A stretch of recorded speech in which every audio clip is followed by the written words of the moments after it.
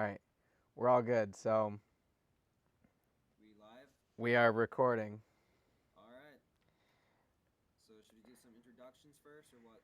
Oh yeah, absolutely. So why don't you start? All right. So my name's David Delaney. This is our first podcast of Cavalàde podcast.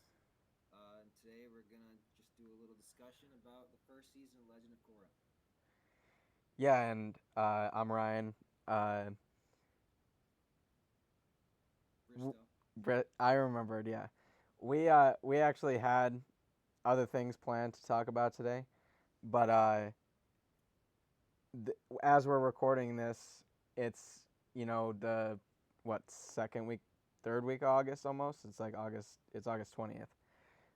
And Legend of Korra came out on Netflix this past week. Me and David are both pretty big Avatar fans, and we have mixed opinions on Korra. But I was watching it the first season over this week, and I texted David. I was like, "Bro, we gotta talk about this because I got some strong feelings, and I've definitely got some opinions that I need to get out there." So uh, we basically scrapped the entire schedule, and then we decided that we would just talk about this and make it more long form than the 5 minutes we could have fitted at the end of the podcast before. With So, COVID-19, presidential election, and an explosion, we figured Korra was the most important topic. oh yeah, definitely. We got to keep it real here. Um, All right. all right, so let's Um, let's start out. Let's just give it quick out of 10, rated out of 10. just the first season. Just the first season in and under the pretense that it is assumed that Avatar did not come before it, right? So don't compare it to Avatar. Okay, I was gonna say like a 10 being like season 3 of Avatar. A ten being the best TV you've ever watched, and a 0 being the worst, obviously. But yeah, let's hear. Give me a number. I might put it around a 7, maybe then. If that's the Seven. case. That's a pretty solid. I would give it, if we're going straight whole numbers, I would probably give it like a 6 or a 5. Um, as we kind of talked about earlier, it's definitely way better than I remembered it, but that isn't saying very much. I didn't remember it very well. Yeah. Um, Now, obviously, it didn't occur in a vacuum. So now, give it a quick number. If you're comparing it, season two, three, and four have not come out. Season one just finished airing, and you're comparing it to Avatar: The Last Airbender. Comparing it to, then In I might drop it down to probably a 5. Yeah, see, because I then I had to drop it down to like a two or a three, just because of the quality. Now, I'm not saying that there's not redeeming features. There's good in every bad, but I definitely had some issues with how the first season was run. Hmm. Um, Although I've heard that it was supposed to be one season, and then Nick gave them the go for like a second season, so they kind of had to like scrap like how they're you're gonna right. play. You're right. I have heard that. Um, as far as the first season goes, I guess that can kind of excuse some things, but not everything. Um, but I believe they were greenlit up through season four, like 6 episodes in. So like we'll get to the rest of it later, maybe next week or in the next couple weeks. We'll talk about seasons 2 through 4. But we like the mess that is most of those seasons. They don't really have an excuse for. Hmm. So Okay. So let let's. do you want to yeah do you want to start the episode, or do you want to do a quick like spoiler free discussion real quick before we go episode to episode about everything? I think we got a good spoiler-free discussion kind of already out of the way. I'm ready to go episode by episode. All right, so let's start it out with episode one is titled "Welcome to Republic City." The Hmm. description given by Netflix, which I assume was also given by Nickelodeon, like on the guide. is now that Avatar Korra can bend water, earth, and fire, she's anxious to start her airbending training, but trouble in the city interrupts her plans. Mm. So, what are your initial thoughts about this first episode? Was it a strong outing out into the world? Yeah. I was expecting to see like Mako and Bolin because I remember all the characters and stuff, and I was expecting them to come in this episode. Um, but I think it was cool that it was really just Korra as the only like kid or like teenager or whatever, and then you got a lot of Tenzin, Katara. Um, I mean, like I remember like geeking out when I saw Katara for the first time, like as an old person. The White Lotus was cool, although they're kind of weak, not nearly the White Lotus that we know from the old show. What did you think about the first scene, like where she's like bends all three elements and Yeah, so we've talked about this before. Um, I respect is probably the good word. I respect um, the theory of trying to do something new. Like we've already seen, an airbender master the rest of the elements, right? And obviously we know the next part in the cycle is water. So when we click on Avatar, something related to Avatar, right? We are expecting a similar story, right? We're expecting okay, she's a waterbender now. She's going to learn the rest of them throughout the entire series, right? That's what we're kind of expecting. Um, I kind of like the audacity of her showing the ability, although we have disagree. I think that that scene is intended to show that she's already basically got a hang on all of these elements, and you kind of believe that it's just showing that she has the ability to, not necessarily showing that she has yeah. the mastery of. My argument for that would be Aang when he meets what's his name, Zhang Zhang for the first time, and he's kind of like Zhang Zhang gives him the leaf, and he's like, oh check it out, and he like fire bends kind of right away Yeah, towards Katara. Like it came pretty naturally, and same thing with water bending for Aang. Like Katara was like, do the wrist moves, like oh like this, and he's already like pretty yeah, good, but he's master. It just came right. naturally, and Earth didn't. But same thing with Korra for air. Air didn't come easily for Korra. So yes and no. So it does say that in theory. So it always says that, or excuse me, what it was established in Avatar, right, is that it's hardest to bend the element that's most against your personality, right? Yeah. So the reason Aang had so much trouble with earthbending was because in all his airbending training, he was taught to stay light on his feet and to, always avoid problems rather than stand up to them. And the essence of earthbending is like stand there and don't let anything move you, right? Be rooted into the earth. So that's why he was having trouble with that. Korra, I I so this is another question I have before I go into that real quick, is it the element that's most against their temperament or the element that's opposite what their temperament was? And I'm just thinking about this right now, right? Because Korra is a waterbender, right? So the opposite of the waterbending would be firebending. So in theory, she should have the most trouble with firebending. Mm. But now that I'm thinking about it, like that was going to be my complaint. But now that I'm thinking about it, Korra is much more feisty. She acts very like, you know, aggressive, I should say, as opposed to uh, the peacefulness and the evasiveness that is required from airbending, right? So I guess if it's personality, then I guess it makes sense. But um, correct me if I'm wrong, but it did seem to me, at least in Avatar, that like Roku had trouble with waterbending because he was a firebender, and Yeah. Yeah, they did say that for Roku. But I'd say it's more personality based when she's after that like first little scene and it like kind of cuts to her like doing fire bending for like the White Lotus. They say she's strong, but she doesn't have the spiritual aspect of bending, whatever. And it sounds like she's kind of struggled with the spiritual side of like being the avatar and the other elements too. yeah, And we know that air is the most spiritual element. Like Tenzin's first lesson is meditation, or maybe it's a belief thing, whatever. it's But I think it's the second lesson is meditation. Yeah, you're yeah, right. like it's a big spirituality spirituality is a big part of airbending, and if Korra doesn't have that, then that's going to be the most difficult element for her.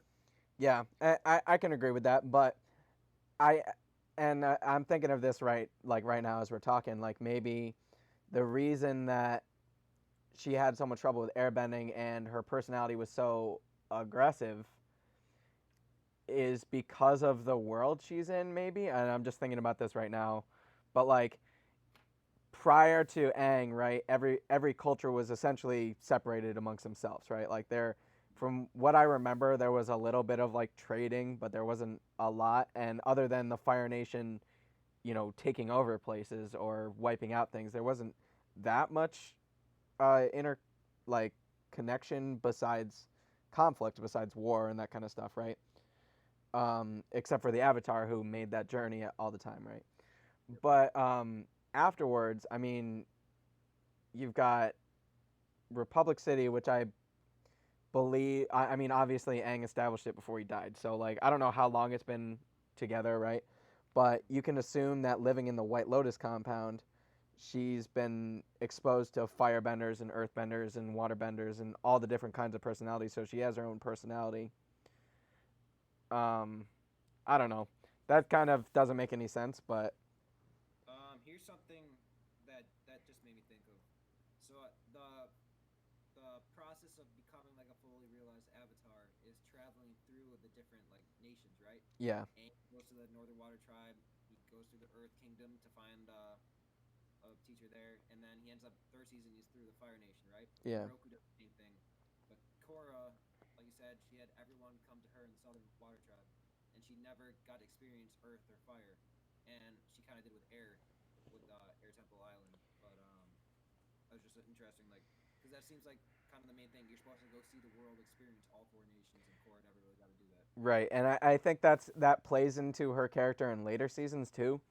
Um, Mm. she's kind of robbed of that experience that all the other avatars have, and like a lot of time, like I know at least once this season, but I can't remember the other seasons. She's called like a crappy avatar, like Tarlock in one of the later episodes is like you suck. You're like a half baked avatar, like you can't do anything, right? But like part of that I would propose is because of just the straight fact that she hasn't gone around. Like you're supposed to go, as it was explained to us. You're supposed to go to all the different nations and find a master, find someone to teach you, right? And a whole part of that experience is finding someone who will teach you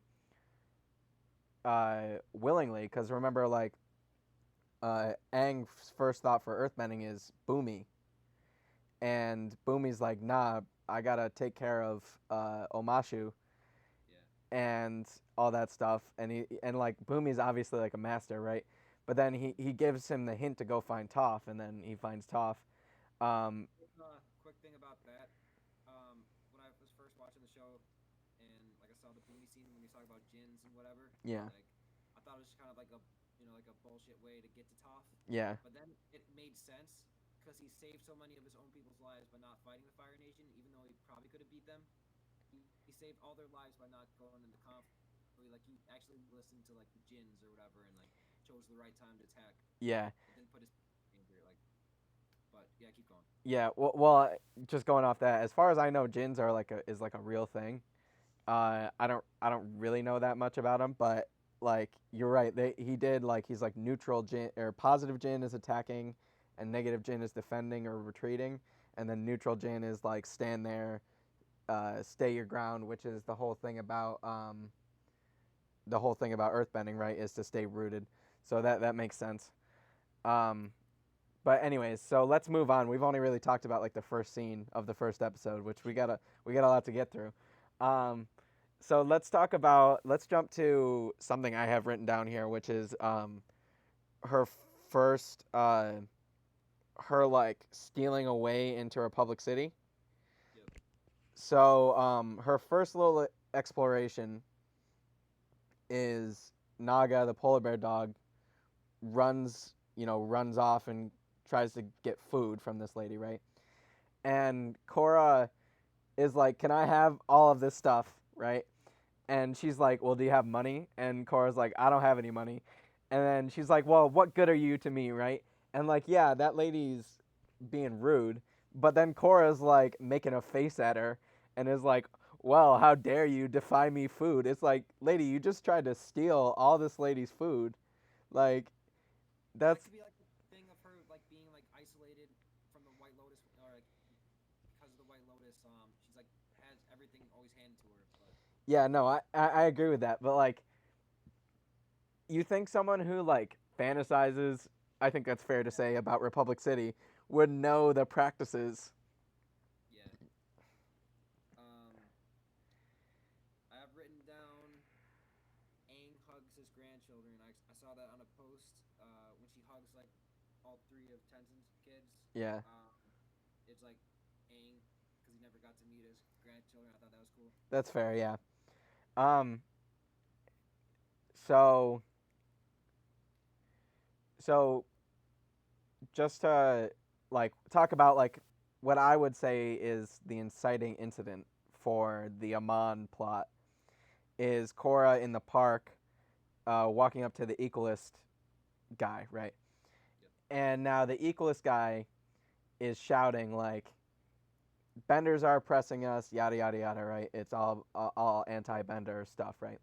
And Korra's like, her defense is, "Bending is awesome. It's the coolest thing ever." And then he's like, "Well, I bet you're a bender, aren't you?" And she's like, "Yeah, what of it?" And he's like, "Well, see, like obviously you're going to think that it's awesome if you're a bender, but you don't understand what like the non-benders like feel, right?"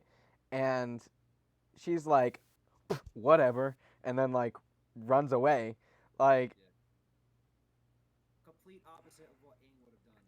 Aang would have been like, "Well, I know a guy who's like trained with a sword, and he's like a non-bender, but he's really valuable in leadership." And like he would have like yeah. talked both sides. Like Aang would have been. No, so this is a big problem, and I know it's still episode one, but this is a big problem I have with the series as a whole with this particular plot line, is like it makes sense. Like what he's saying is he's like all wars have been started by benders about bending, right? All wars have been yada yada yada. Like all the bad things are because of benders, which like I understand.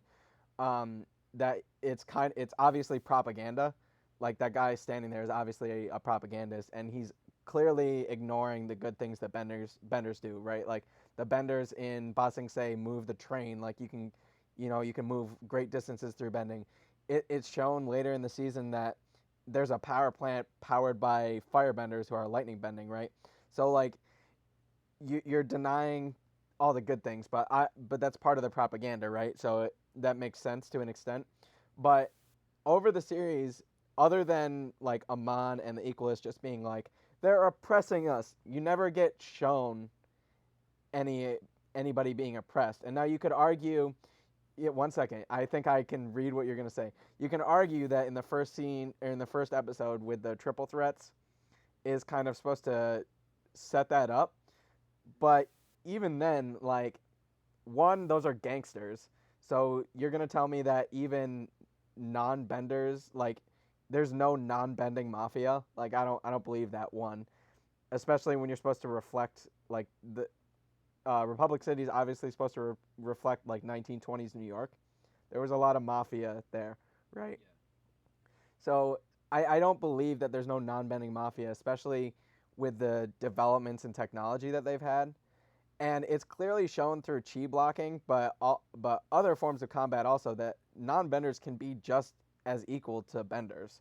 Like maybe not all the time, but like I mean Ty Lee couldn't bend and she was out here kicking butt, and a lot of the times she didn't even have to chi block like she did, but a lot of times she just like moved out of the way. Mm-hmm. So Um, I'd say though most of the mafia people are portrayed to be benders. Like that one scene where they kidnapped the older mafia guy and yeah, Amon took away his bending, the firebender, which was that was a pretty dope scene where he's lightning bending and then it turns to fire and then it turns to nothing because he's like losing it. yeah, But that was because he was like a firebender. The triple threats obviously earth, yeah, fire, water. water. I think it's both like they're implying that like all the bad like gang like mafia people are like benders, and they Yeah. oppress non-benders because the non-benders can't do anything about it. Yeah, The well, store, the shop the owners. shop owners. Like I understand that point. But also I wish they would have shown me something more, but also maybe something for lack of a better word, like legal. Like you like like I don't know, maybe have the Well, cops do something not. metal bending police.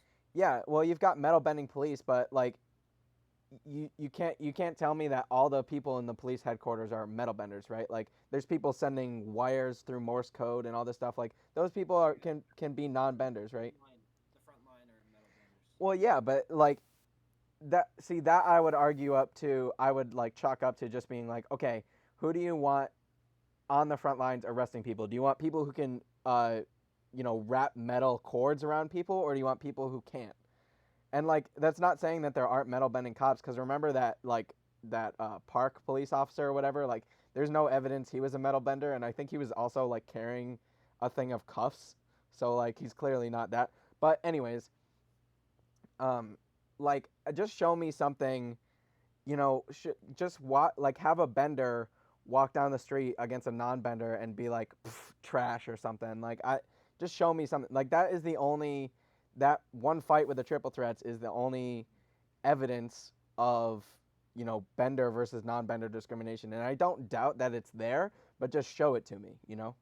I'd say too, Amon's excuse was that a firebender scarred him and killed his father, whatever, right? Yeah, family, I think. Father, yeah, family, and that's how Hiroshi Sato came to join him because he blamed benders for the act of one person. Well, Um, yeah, and I'm sure there's a lot of that, right? But like I don't understand that in particular. Like I don't understand like, blaming a whole group of yeah, benders based on just one, right? But then like it makes much more sense to me that they would be against firebenders. So hear me out, right? So like instead of being all bender discrimination, or like all benders are discriminating against non-benders, right? Why isn't there sentiment against firebenders or distrust against firebenders? Now, like I get that like, Zuko's good and his daughter, who I assume is the Fire you're Lord, saying is. because of the war, like Yeah, like, well, so you got to remember, like, I mean, you obviously know, but like the last war was 100 years long, started and perpetrated mainly by firebenders, and they like pretty much almost conquered the entire world, right? yep. So like I can, and it's only been what, Aang lived to like 45 or something. It's only been like 45 years. That's like one generation. I think it was supposed to be 60 something because Katara and Zuko are like in their 80s, and Korra's like 17. He was Okay, like 6 or so, I think when he died. okay, but even then, that's still one generation, right? So like maybe two. So like the kids, like maybe the kids younger than Mako and Bolin were probably or maybe even Mako and Bolin, right? Like their grandparents could have been killed by firebenders. Like there's a lot that it would understand. I would understand it more if it was directed specifically at firebenders, especially when you're in the Earth Nation colonies. Like, and we've talked about this point before too, but and you were saying how like there was a lot of intermarriage and stuff, but uh, like though that's Earth Kingdom land, right? So like you would think that a lot of the people there would be like, yeah, Earthbenders are cool. You guys protect us, and Waterbenders, you guys are cool too. You guys do a lot of water stuff, right? And most Waterbenders, most of them like help people, so it's like healing and stuff. But like fire, it, obviously there's merits to fire, right, as a bending element, but because it was used so destructively, like it makes sense there would be resentment against firebenders. But Yeah, to me, I'm sure there is too, but I don't think they wanted to redo like everyone versus Fire Nation again. yeah, no, that's fair. That's fair. All right, so let's move on to episode one. So actually, this is another thing I have, another point real quick I have against Korra as a person, not necessarily as an avatar, but like yeah, she stops the triple threats in that one scene, right? She earthbends a ramp and all this stuff to like crash the car, and then she's again like surprised that the cops try to arrest her, and Yeah, like the worst part is that she doesn't have any regret because like I can see it at first being um like I stopped the bad guys, I don't know what you want. But then once the cops like, hey, don't you see all these other shops you destroyed because you threw the people into? Like those people also had their shops destroyed. And then she like runs away. She's like, "I'm fine. I did the right thing." Like you clearly didn't do the right thing. Like just fess up to it. And It's then very, it's reflective of her first line. I'm the Avatar. Deal with it. exactly, which is my biggest gripe against her is that. Yeah. But Definitely not as lovable as AIM. yeah, well, and I think she is likable at some points. Like she definitely has moments where it's like I feel for you, I sympathize with you, but like there are moments when she acts how no normal human would react, and maybe I just don't understand what it's like to be a god bending all the elements or whatever. But like there's another part where after she's interrogated by Lin Beifong, she walks out and Lin does the very like eyes, like I've got my eyes on you gesture, and then she like does it back and is like this, and it's like, Just like, yeah, and Lin's just like, what are you doing? And Korra's like, oh, why would you do that? Like, first of all, I understand Korra's being like, rebellious 15 or 16-year old, however old she is, right? But Lin has a very like she's got a ton of charges on her, right? Tenzin comes in and is like, can you drop the charges, please? Like, I'm like, I'll take all the responsibility. And Lin has as the police commissioner or chief or whatever, has every right to think that Korra's gonna go out and do the exact same thing and be a vigilante again. So like the eyes on you gesture makes sense from her, but it doesn't make sense from Korra. yeah. Well, Score's just being sassy. No, I know. And I want to talk about the Lin Core relationship later when we get to that episode. Because Tenzin says something cool, but we'll get to it later. Yeah. One thing I wanted to bring up, the Sky Bison. So, did the Fire Nation just not kill all the Sky Bison? They're just like wild bison around the world, or like at different air temples, or was there like one other and then Appa got lucky, or like what's going on? So what I think. So again, this is a big cop out. I think what I've heard. It could be explained in the core comics. I haven't read those, but I haven't either, but this is from what I've heard slash read, through unreliable sources. So I don't know if this is right or not. But supposedly, like the sky bisons that were in the air temples, like in Aang's flashbacks and stuff, were essentially similar to like domesticated sky bison, and there were some wild sky bison somewhere, and so they domesticated the wild sky bison, and apparently they like look slightly different than Appa did, like their arrow is like a slightly different shade, and their fur is a slightly different shade or something. Again, that's to me sounds like a very cop out. Like, oh, we needed Aang's son to have a Appa just like him. So yeah, I'd be okay with them just saying like, oh, like same thing Momo, how Momo survives. yeah, That there just happened to be like a surviving family of sky bison that lasted 100 years. yeah. I would be okay with that too. But they just it's whatever. But um, so real quick before we move on to episode 2, because I think we need to move on to episode 2. Yeah. But real quick, I just want to talk about because episode 1 was the jump back out into the Avatar universe, right? Um, let's just straight talk animation real quick. Do you think the animation was better or worse? Um, I like the Republic City like back setting and stuff a lot. Like when they have like the view of Republic City and like the pro betting arena like all lit up. I used to think that was dope. Like my first Minecraft city on the Xbox that I got, I named Republic City because I was pretty obsessed with the show when it first came out, and then I'm kind of like, ah, this isn't as good. But like the first season, I loved. Maybe that's why I like it so much rewatching. But I like the kind of like artsy like painted in background Yeah, and animation itself or action sequence. I don't think it's bad. The original show isn't like it's good animation, but it's not like like the movement sometimes aren't like great. I'd say. Yeah. And I'd say it's kind of similar to the original show. I don't have any problems with it really. Yeah, so I would argue first episode specifically, the animation's stellar. I think that the backgrounds look really good. Korra looks good. The other characters look good. I do think there's a little like it looks kind of weird in some places. Like it looks like the characters themselves aren't 3D.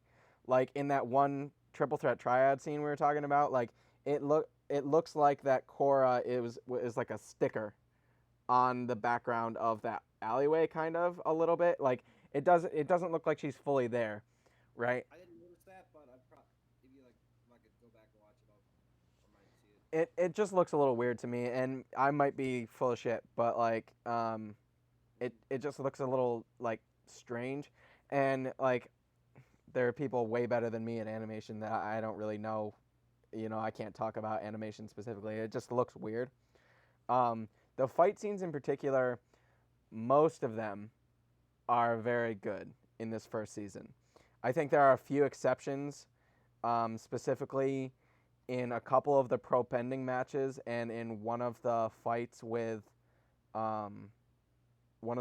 Amon. I think there's like an excessive amount of slow motion that like I don't need that much slow motion. Like Yeah. the whole point in my head of slow motion is to really emphasize something, right? So there's that one scene in a later episode where she's fighting with Tarlock, right?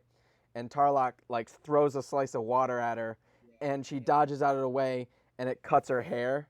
Yeah. Like, They do that a lot in the original show too with the hair. yeah, which is like it's a trope, but it's a trope for a reason because it works, right? And like I get the slow mo there because it's like, oh my god, look how close it was. But like there's a couple things of slow motion where like in the pro bending specifically, I think they use the slow motion way too much. But there's one where like boom, not I almost said Boomy. Bolin is doing a backflip and like throwing a rock, and there's nothing anywhere near him, but it's just in slow motion, and it's like you don't need to do that. Just keep it in Um, fast motion. yeah, I agree with you. I'd say maybe they're trying to go for almost like a live sports thing that you're watching on TV, where they show like the replay almost in slow motion. Maybe that's what they're trying to go for. Yeah, As a show, I'd agree that maybe it's too much in certain areas, but maybe they're since like a sports like event, they're trying to go for like that. that's a plausible explanation. I'll accept that as an explanation. I think it's again. So in my opinion, the slow mo should be used sparingly because if you use it so much, then I just stop caring, right? Yeah.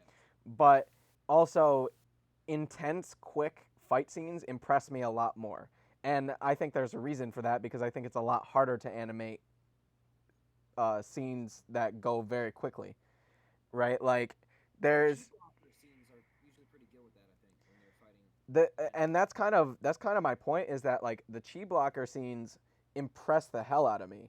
And there's one that I don't know if it's in episode 2 or 3, whatever episode Bolin gets kidnapped in, where they're fighting the chi blockers in the alleyway, and it's Mako and Korra, and they do this really cool thing where they're fighting in not fast, but like normal speed, and they do this thing with the camera where they're focused on Korra, and then they like rotate it around, and you can see Mako and the other chi blockers' feet like Yeah. in front of the camera. Like that's impressive, and that shows me like what kind of animation. Like it sets a very high bar that a lot of the other fight scenes don't necessarily meet, which I think is okay. I think it's okay to have like a couple good fight scenes and a couple bad ones, but I think it consistently does not meet that very high standard. Or even if we go even further back, like the second scene where she's fighting with those firebenders, the animation is done very well. But then again, like not all of the animation scenes are done that good. Mm. All right. That's a good segue into episode 2. I agree. I had something that I wanted to talk about there. So that scene where Korra goes and they're working on the gym after the fight, and Bolin's kind of like teaching her. And she gets in a classic like earthbender stance when Yeah. he's like throwing things, and she's like grounded. And Bolin says, "No, you gotta be light on your feet. You're gonna get like hit and stuff." And I thought that was cool because that's what you see in a lot of fight scenes. Like you don't see like the classic like like Toph like grounded or like Katara like kind of like cam movements. You see like more like street fighting in a lot of scenes, and it's mostly in like this show.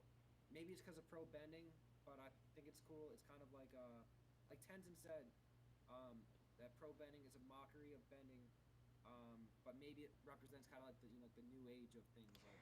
Yeah, so this is an interesting point that uh, we've argued about this in particular in the past, that pro bending in itself, I believe, is in my opinion, is kind of a watering down of the bending as it is, because, and I guess you can kind of think about it uh, in the way that martial arts, like karate or something, used to be like there's like forms or katas or something. I don't really know what they're called, but like where or Tai Chi is probably a good example. Where Tai Chi, they go out there and you're alone, right, and you're moving like this and all that kind of stuff, and it's very like spiritual and it's very refined. Now imagine you take a Tai Chi guy and you tell him, actually, you're not doing it good. You need to start punching instead, right?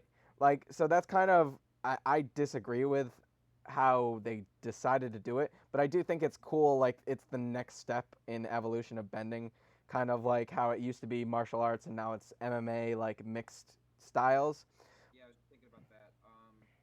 Cause like I think of myself like I don't really watch like UFC or MMA or whatever, but cause I'm like oh it's just kind of stupid they're getting like head injuries whatever. But when I see highlights of some dude getting like kneed in the face, like oh, that's fucking awesome. You know what I mean?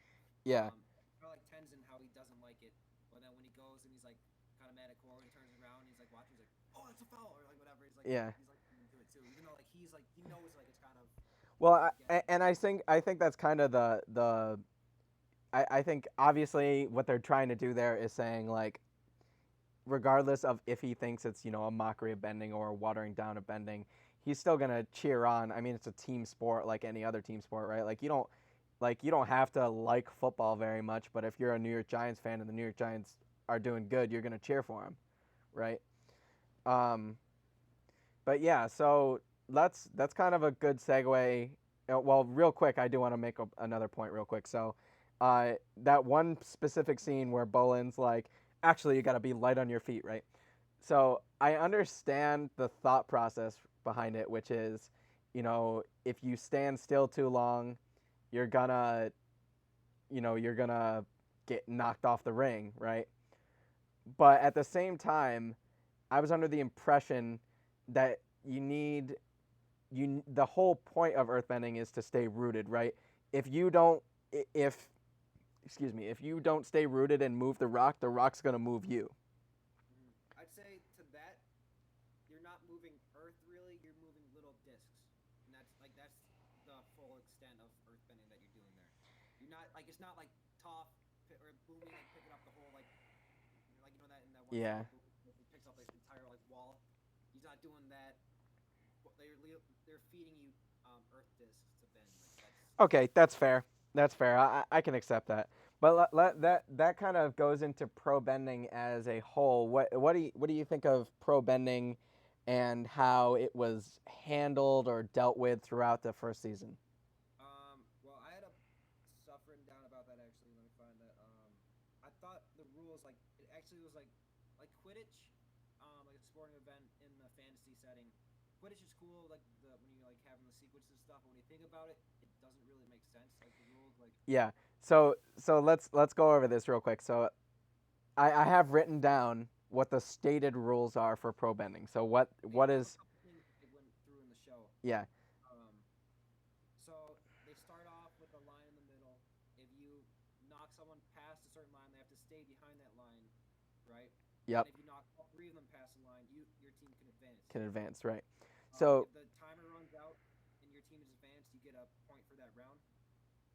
If you knock everyone out, you win the the whole whole match. whole match. Yeah. Yeah. So these are the rules that I have written down that were explicitly stated and not implied, right? So it was stated that uh, so you can't so 1 second. So you have to knock characters off the back. You can't knock them off the side, right? That's stated first. Second, uh, you obviously can't bend other elements. that I just have to say that because it was stated. Uh, Applies to one person, but yeah, it only applies to one person. Um, if you knock all, like you said, if you knock all three people off, that's a knockout. You automatically win, even if it's in the first round, right? Um, the match is decided, or like round is decided based on which team has the most people further back. yeah, In the sense that if there's two people in the third zone, but one person's in the first zone, but the other team has all three people in the first zone, then the first team will lose the round. yeah. Yeah. Other stated rules. So, waterbenders cannot grab or use ice. Yep. Earthbend, Another thing is water bending has to be for a limited amount of time. Like you can't yeah, extend like a hosing is what they called it, yeah, hosing penalty. yeah, yeah. Um, you can't mix the elements together. Yep.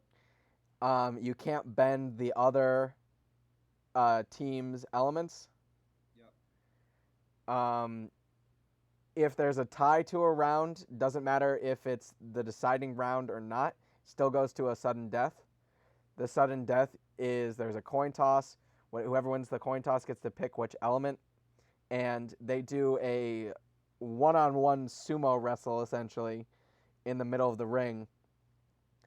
Yeah, Um, they're grabbing each other. I think Bolin so, and one guy. so that's what I was gonna say. So you're not allowed, as shown in the final, right, where Tano kind of is like technically not across the line, but he has his fist in the water as he's bending it up to try to hit Korra, whoever that is. So you can't make contact with people normally, but in the sudden death, you can straight up like judo throw people, Yeah. which I don't know. Real quick, I don't know if it looked like this to you, but when that guy threw Bolin, did it look like he was gonna land back in the circle to you? Because it definitely did not look like it looked like he was thrown way clear, and I thought they were gonna do something where it was like, oh, he bent the rock at the last second before he technically was out of the ring, but I no, think that but he landed right back in, and he was like, yeah, I'm good. Um, yeah. so I think there's one more thing you forgot to say. I saw something like that. When they were facing Tano's team, some it was either the announcer or Tenzin or something said that was a headshot from a firebender. I don't think they can what I bend to that so I for safety. yeah so I don't think anybody can do headshots because remember when Bolin in the semifinal, I think he takes the rock off the shoulder, and the announcer's like, "That's a clean shot," meaning that Oh yeah, there is such a thing between illegal and dirty and clean shots, and the dirty shot I would assume be the head. Um, so yeah, that's interesting. the rules are pretty like established. Like they're like seems like a pretty legit sport, honestly. Like It seems legit, but at the same time, I don't. It's kind of like there seems to be there's one scene where Mako or Bolin like run up the ropes and do like a backflip and then bend something, right? And then there's another part where like Korra's getting her butt beat and Mako and Bolin are like pushed into a corner. oh Like, yeah, oh, so these are yeah. Anyways, so pro bending as a sport is, you're right, pretty established. I have a couple questions. So my first question is, why can't waterbenders use ice? could just be like a rule that they just established. Maybe because like you can't lightning bend, you can't turn earth to. I mean, no, most people can't to lava. You know, but like you only allow like the fundamental like element. Right. Like yeah, So here's the thing. One, I would argue that the way it was supposed to be is that lightning bending is very rare, and I know they kind of retcon that so that a ton of firebenders can lightning bend, but and then earth bending or lava bending or whatever, right? Like you're it's clear you're only allowed to bend those discs, and I'm not even sure that the ring is it might be metal, but I don't think it's earth. mm-hmm. So like I don't think he could even pull up lava if he wanted to, and if it's not metal, which I'm kind of assuming it's kind of like a nylon. I feel like it would be, it's supposed to mimic like a boxing like canvas. Mm-hmm. Um I feel like metal would hurt a lot more to fall on. Yeah. But but anyways, so like but ice in the sense that not like the way that Tano used it where he's like freezing the water and tripping people, right? But like it's clearly established that you can like pull water up in a wave and then like punch it like this and have ice come out. And maybe you can say that like, the icicles have to be a certain diameter so it just hits them, it doesn't stab them. Not that we would see anybody get stabbed in a Nick cartoon, but like Or maybe it's for safety then, because he can't regulate that well. I guess. And then so my other question was why can't you bend elements back at people? And maybe it's just not as efficient as opposed to dodging. But so here's my thing, right? Like it's clearly established that if I throw fire at you, I can catch that fire and then throw it back. If we're firebenders, right? So if if the enemy team like throws a gust of water, why can't I like redirect it back at you? Especially because water bending, that's the whole thing is redirecting energy, right? So like, why can't if Tano does that uppercut, right? Why can't I take the water off his fist and then gush it back at him? Is that a rule? Is that like So stated? it's not a rule. You just don't ever see anybody do it, which I feel implies. I might have seen Korra do it, but I can't say specifically when. I feel like I did see it, but I don't know. So I didn't see. I when I was watching, I couldn't pick out anybody Were you rebent. looking out for it?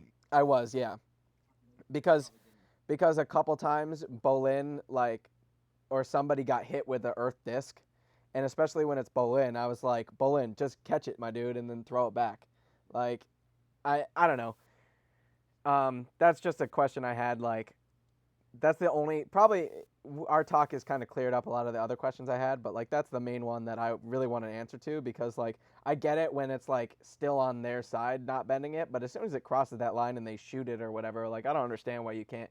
And again, maybe it's to because it's more efficient to dodge out of the way and then shoot your own blast.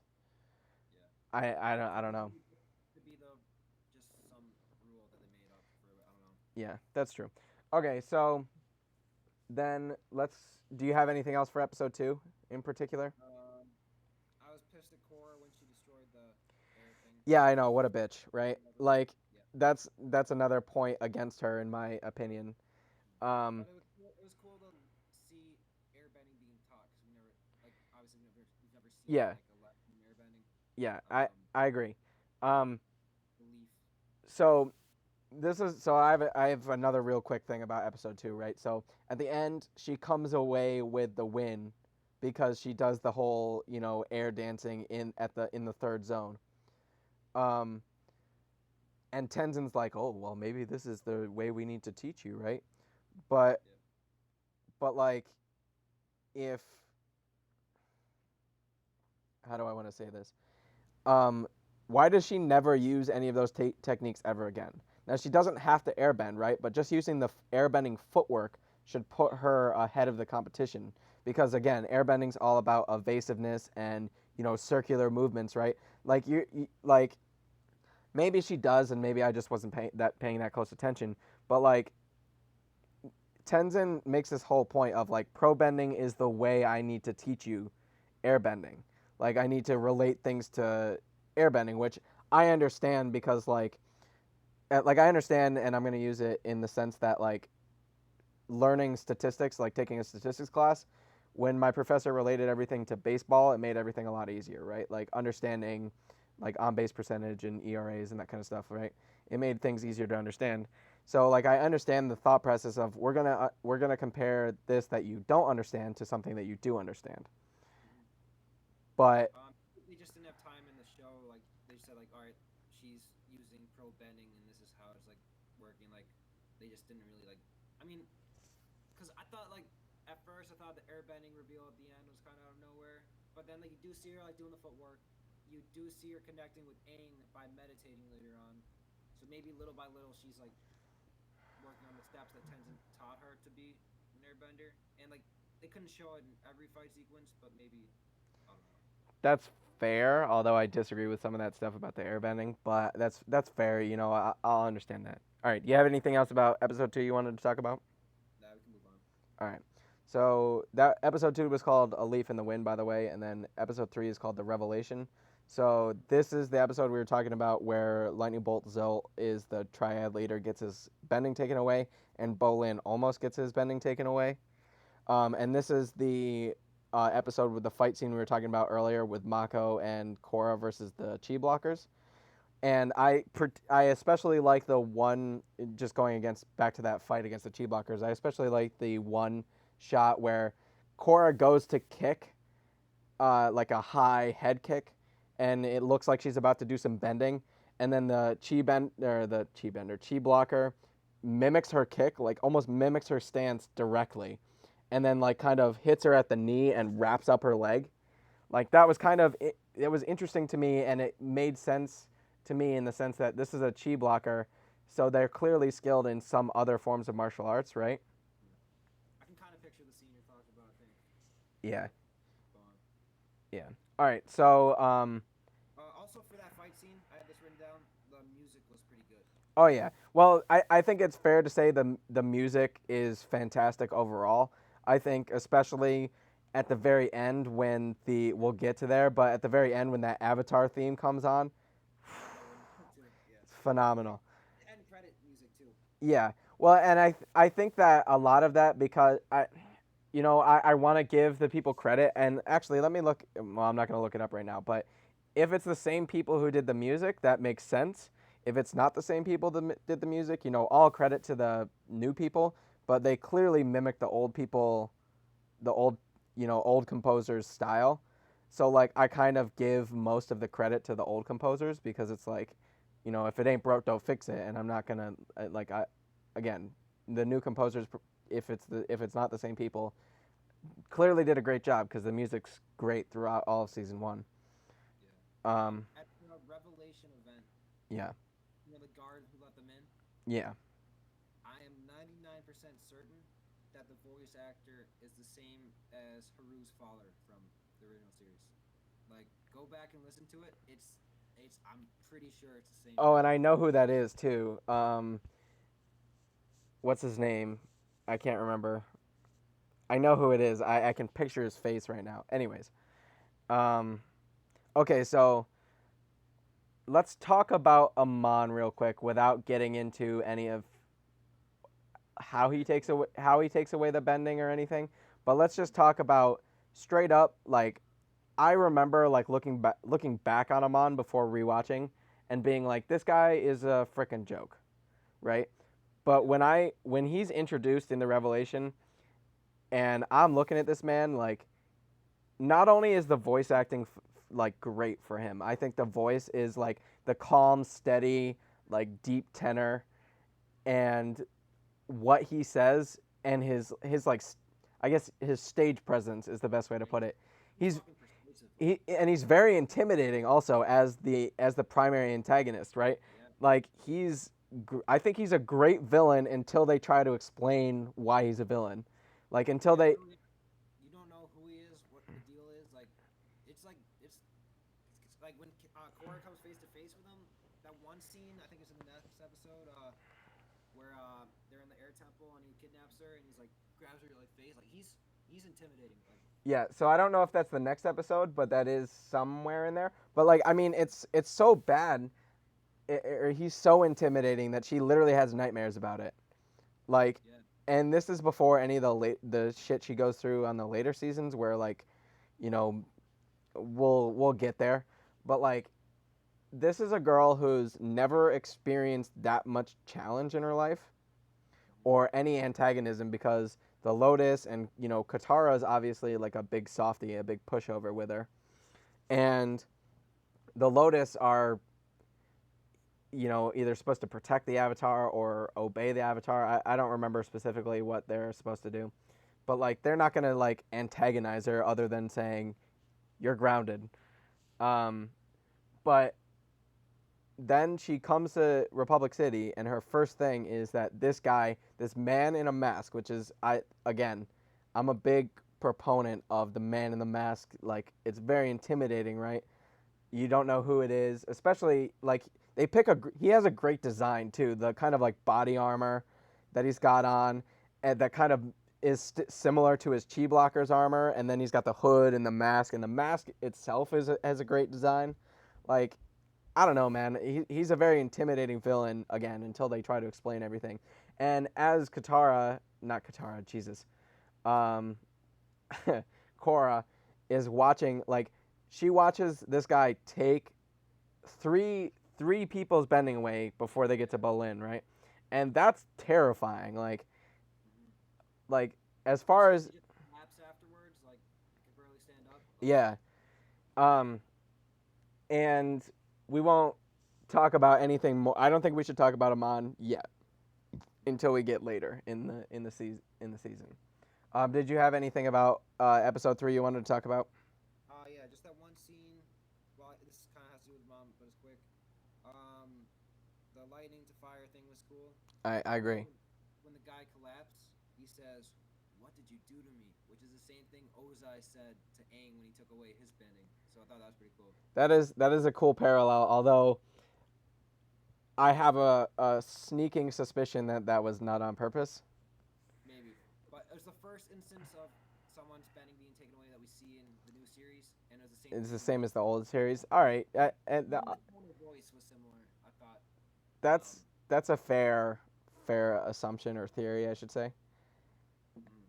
But we can go to the fourth episode. I have very little written down for the fourth episode, except that I think it's cool for the council members that they have northern and southern water tribe people. Yeah. So the fourth episode is the voice in the night. Korra is recruited to join forces with Tarlok, and he seeks a way to free the city from the grips of the Equalist forces. So yeah, I have a couple things that I wanted to talk about in this episode because this is the episode where Tarlok is firmly established as a savvy political operator. Yep. And maybe we'll talk about this later, but I think they could have done. I think they did Tarlok real dirty. I think he could have been a much more interesting and a much better character. Yeah, I was thinking about that. Like, I liked him as like an antagonist, but when you like really think about it, he's a little over the top, like kind of going against Tenzin and like yeah, he's trying to fight Amon, but like he's doing it for himself, and I don't know, it's a little like too like childish almost, you know. Yeah. But like, other than that, like I think it's cool having like another council member to like kind of be worried about whatever. But Yeah, and I don't want to get too deep into it because we'll probably talk about it more later in the season. But they really did him dirty. I think when they again I think he's pretty much established in this episode. I think if not the previous one, I think it's this one, but I'm not entirely sure.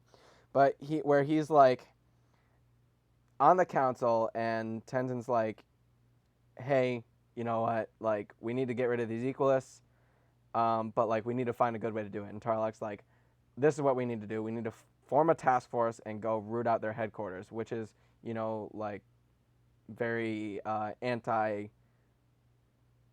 Airbender. I guess, yeah, that's a good way to put it. He's like, we need to go out there and, you know, fight them where they are, right? And then Tenzin's like, no way, like that's only gonna make the divide worse between benders and non-benders, right? And I see both sides to that argument too. Like, well, so do I, but I'm not gonna really talk about the merits of the argument, but Tarlok is then going like, then he goes, okay, well I see your point, right? And we can talk about this later or something, right? And then so I think he like swings the vote to get the thing approved, and then he shows up at Tenzin's house for dinner to ask Korra to be on the thing.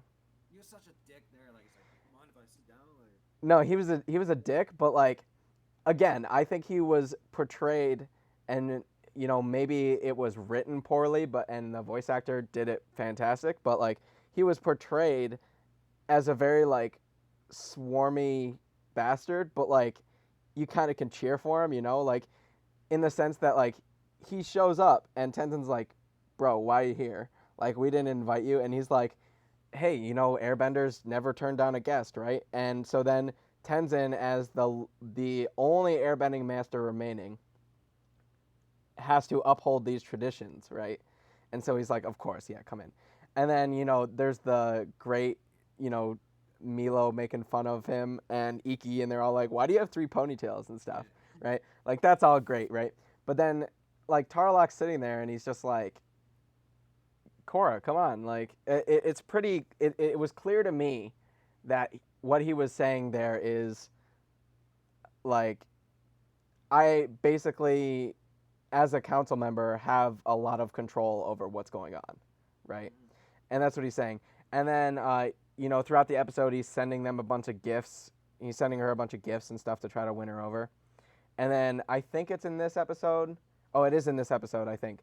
Um, she goes to a party or something thrown by him.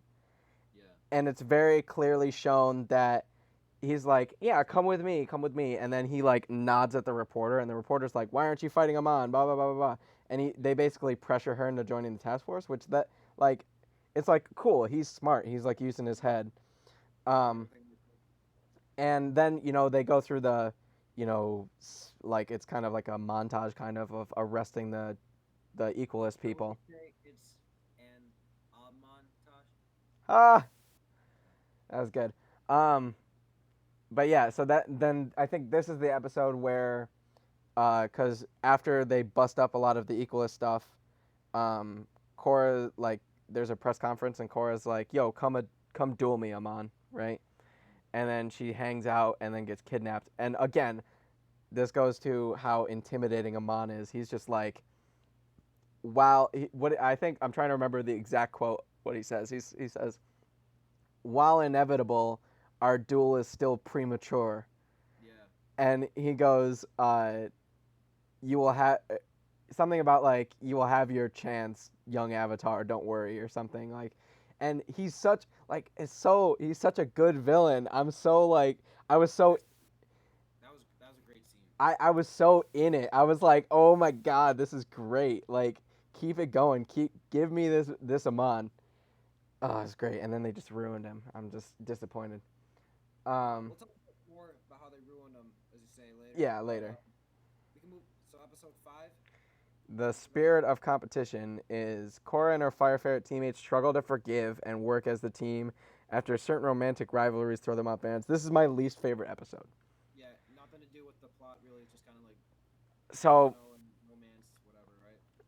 so I've heard this. This is not an original opinion from me. I've heard it on YouTube. A million people commenting on this series. The romance is absolutely the worst part of this series. Yeah. Not even counting what comes into later. Just specifically, this first season is just horrible. And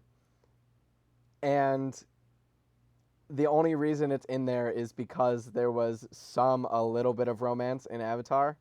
Like, and especially when I was rewatching that, I was like very careful on watching for romance, and there really wasn't any. There was, and I think I can count it all on one hand, right? So there's the cave, the secret tunnel one, right? Where Katara's like, well, maybe we should kiss, right? So that's kind of the first thing. Well, Fortune Teller too. I think that was after though. No, Fortune Teller season 1. Oh, was it? Yeah. Okay, so fortune teller. Although Katara doesn't, I mean, I think it's implied that she kind of understands, like, wow, Aang's powerful, right? But Aang's like geeking out the whole time over. Yeah. But yeah, I'm trying to think what else happened in that episode besides the romance, because I'm trying to argue that, it wasn't a strictly romance episode, but I guess it pretty much was, right? Other than the fact that, Sokka's like, your fortune telling lady's bullshit because the volcano's gonna explode. That was like the only strictly romance one of season 1. Yeah. Besides Top and Yue, whatever, but like for Aang and Katara. Yeah, and then There's little moments where Aang's like smiling at her, and she's like, "Why are you smiling at me like that?" She's like, "I don't know. I just like whatever, like." They do have some little moments, but it's not like touched upon really. so they have chemistry, and I'm not denying that. Yeah. But what I'm saying is, like, the characters, in my opinion, that have romances with each other have no romantic chemistry at all. They all have a lot of good friendship chemistry, but none of them have romantic chemistry. You know what I'm saying? Like so first of all, I guess this is the best place of any to talk about this bullshit. But so first of all, when we're first introduced, right? Bolin's like, "Hey, Katara, you're I keep saying Katara. Korra, you're cute. Like, come sit in my box, you know?" And so clearly Bolin's like hitting on her hard, right? Yep. And Mako is very clearly like apathetic. And I kind of like that about his character until they completely throw it out later. Yep. But he's just like very focused on the mission, and it makes sense in their very limited backstory that they get in season one is that Mako was the older brother and their parents died young, so he had to take care of everyone. So while Bolin can go around and be a funny guy, Mako has to be very serious. So like while Bolin in that one scene, while Bolin's like, "Hey, Qatar," or I keep saying Qatar, god damn it. Hey Korra, wasn't that awesome that I won? Like, didn't I do awesome? And Mako's just like, who are you again? Like, why are you here? We're here to pro band. We're not here to meet girls. Yeah. Um, and so in that scene particularly, we get no indication that Korra like is attracted or likes Mako at all Yeah. in that scene. And it seemed to me that Bolin was just like being a pro in his pro athlete way, just being like, "Hey, how you doing?" Like he wasn't really like romantically interested in her in this particular scene. I think the first instance that we even know that Korra likes Mako is when Mako comes to the island because he's looking for Bolin, and the Iki I think says it. She's like, Yeah, "Oh, this is a cute firebending guy." Whatever you're talking about, like yeah. Well, I hear before. yeah. So she specifically says, and I have it written down. Do you like him or no? What is it? It says, does he drive you crazy like Matt, or does he drive you crazy like you like him? Yeah. And then she earthbends them away. And then they just float They down. float down, which I kind of like that. But also, so this is an overarching question that I think applies to both series. When people earthbend and they like throw giant pieces of earth out of the air, like and it stays there, they just kind of raise the earth up. Who puts that back? Like, Yeah. like, like, does Like Korra Mako finally. does Korra have to go around later and be like fucking like throwing shit down and like in that first scene with the in the first episode where she makes that giant ramp, like who like one of the metal bending police has to like be like fuck this shit and just like put it back down, like I mean, it's probably an easy fix, but yeah, I'm sure, but it's like full cities being destroyed. but anyways, yeah, Kumashi with King Boomy reclaiming it, that he probably had a lot of repairs to do. a lot of repairs, yeah. So let's keep talking about this romance because there's nothing else that happens in this episode. Yeah. Um, Bolin got fucking played by Korra. Like he really did.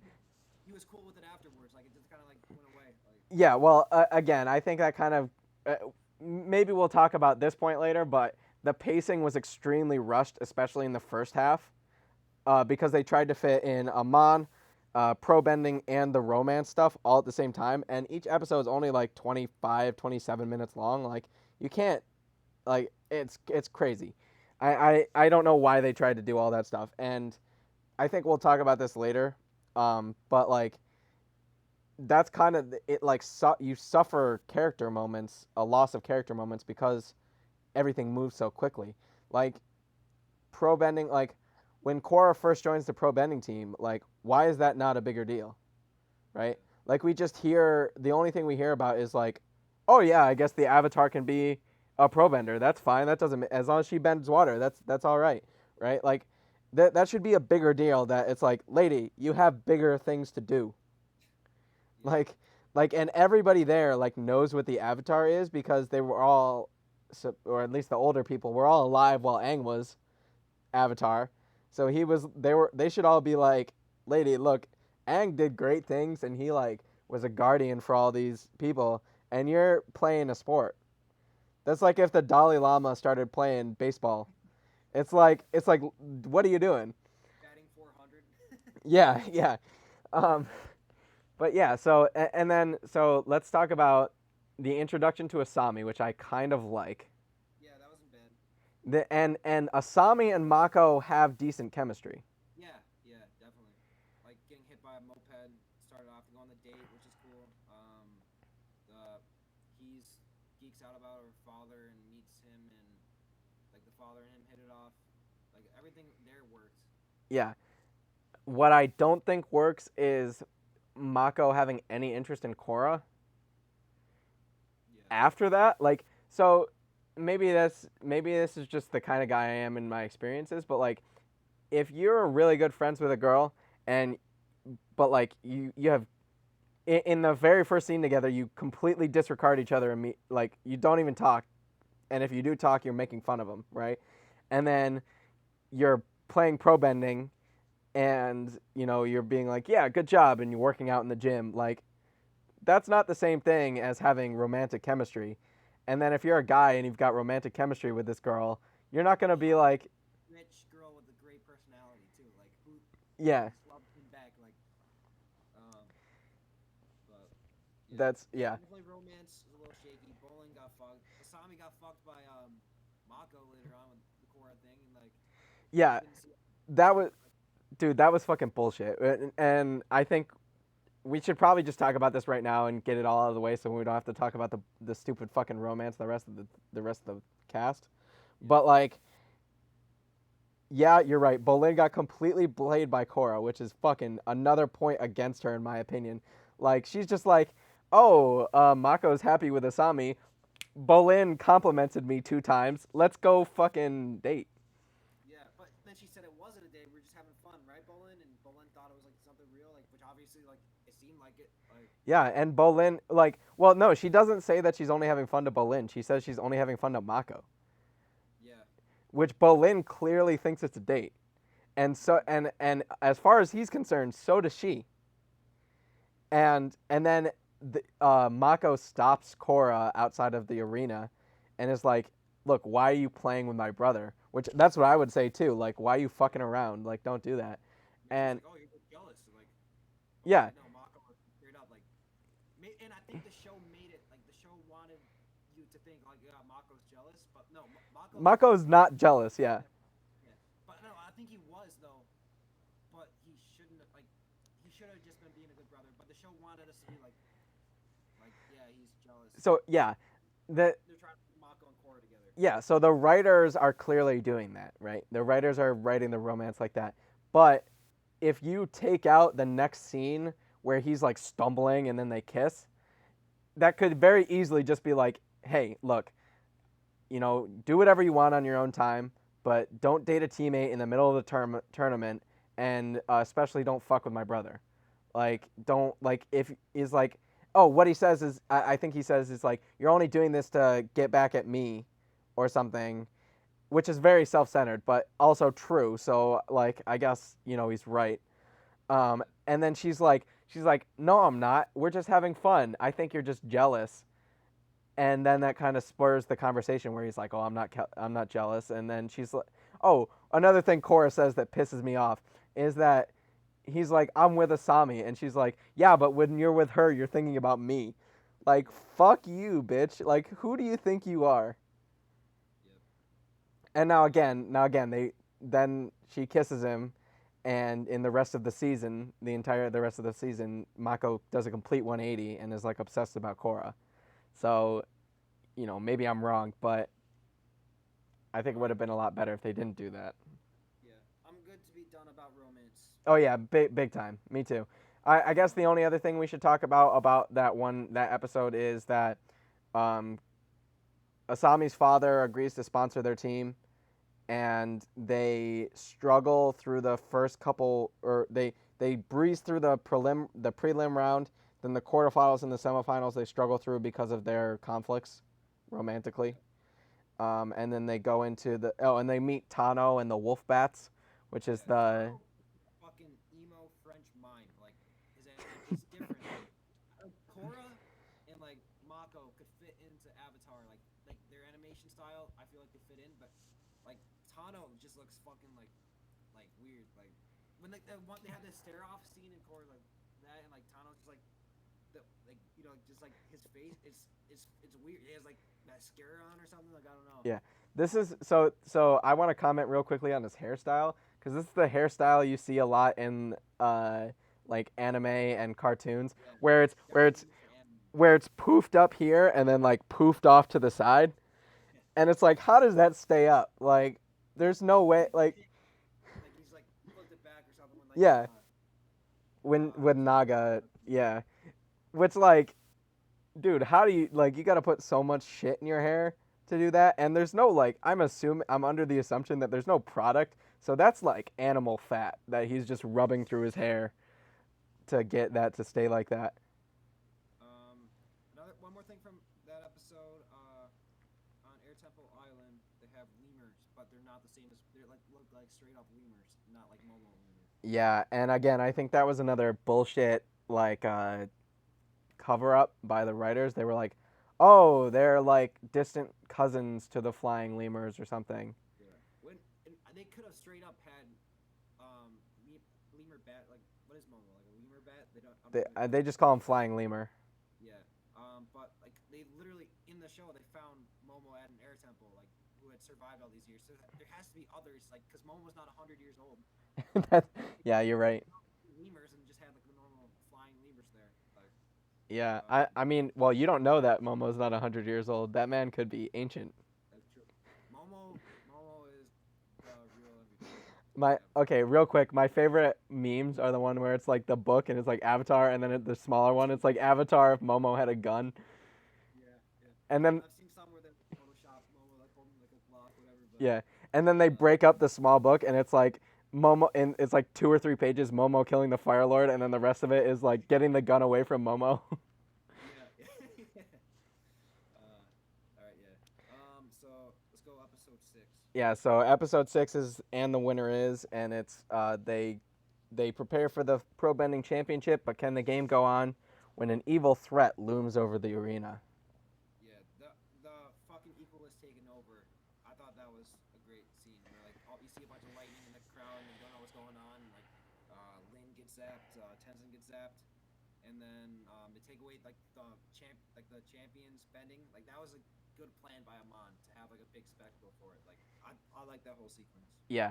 So again, I think so this episode firmly demonstrates to me that Amon is a great villain until they take his fucking mask off and explain what he's doing, because and this is I don't remember if this is exactly how the episode starts, but the main plot of the episode kicks off with over the radio. They're like training, and over the radio, Amon comes over and he's like, "It's time to stop worshiping these bending athletes.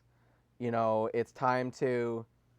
uh, it's time to, you know, revolt, revolution, whatever, yada yada yada." And then so at the same time, they develop Tarlock at the same time as kind of a secondary antagonist in the same way they did in the episode a couple episodes ago, where he they break into the council room and Tenzin's like, this is a closed meeting, you can't be here, and Tarlock's like, or she's like, you can't close the arena down, we have the championship, which like, lady, it's a game, just get fucking over it. But um, Tenzin's like, we can't, it's not safe, we can't do it. And Korra's like, Tarlock, like, what the fuck are you doing? Like, this is not your MO. And he's like, bro, I agree with Tenzin. Like, as much as I don't like to say it, Yeah. like, this is too much of a threat. And then, He like something that Lin comes in and yeah, he's like, oh, so you'll take the fall. Like, yeah, exactly. He's like, it's your responsibility, right? Then I change my vote, right? Which, so when I was watching that scene, and this is what I have written down, I want to know if you thought something similar. So it seemed to me at this point in the story, and kind of remembering, I was kind of remembering how the story goes. Like I remember obviously the big plot beats, but like in my head during this scene, I was like, is Tarlock working with Amon?